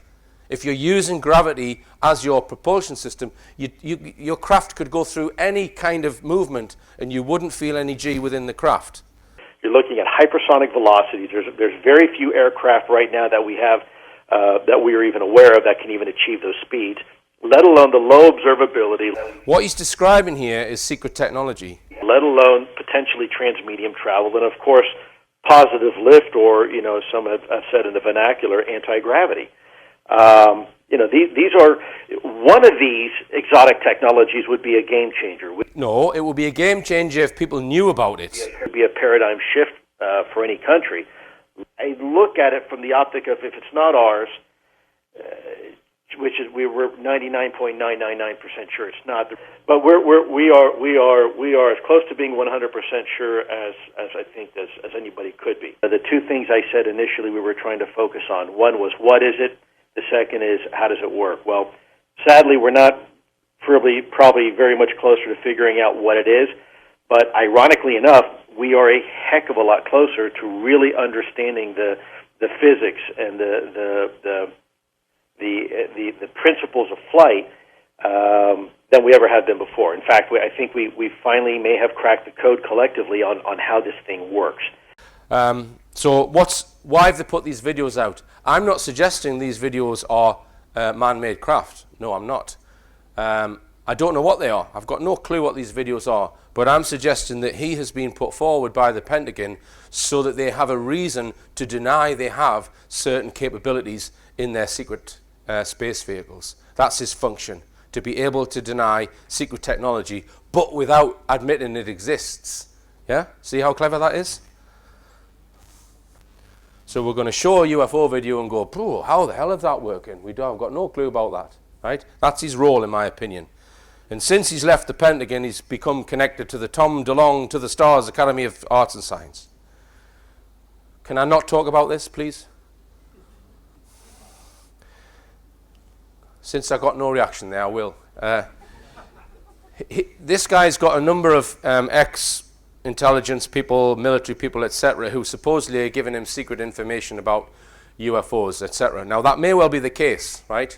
That may well be the case. But as far as I'm aware, none of those people have got access to government or military now, right? So it's a bit like somebody knocking at your front door, leaving a bag of goodies there, and then pissing off. You get the bag of goodies and you go, "Oh, look at this information, look at this, oh, wow, look at that." And you put your hand in there and you pull out a big turd, and you go, "Oh, it's not all good, wow, but still some good stuff in here." So then you open your door and you go, I need to speak to the person who put this bag there, and they've buggered off. Right? So in other words, there's no channel back to the government. There's no two-way communication.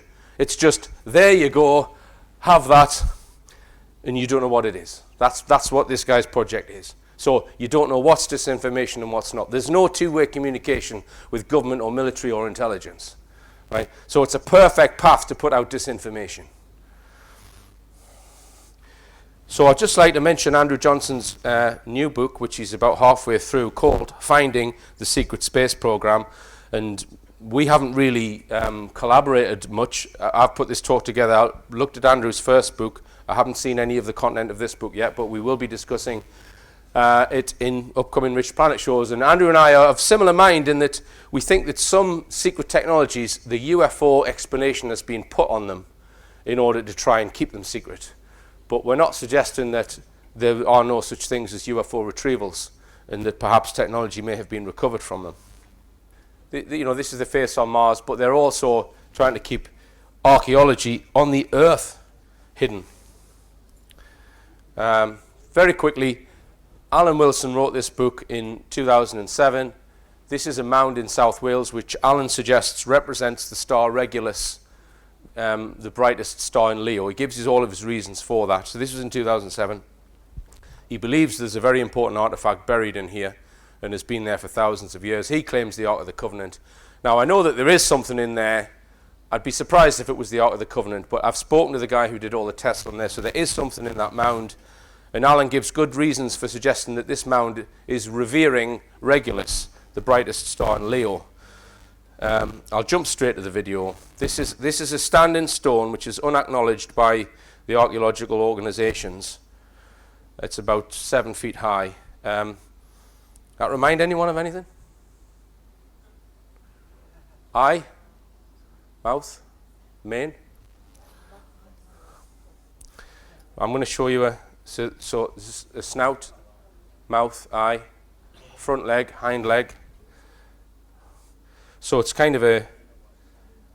So the guys who've been documenting this, they believe it represents a lion, sort of sphinx-like.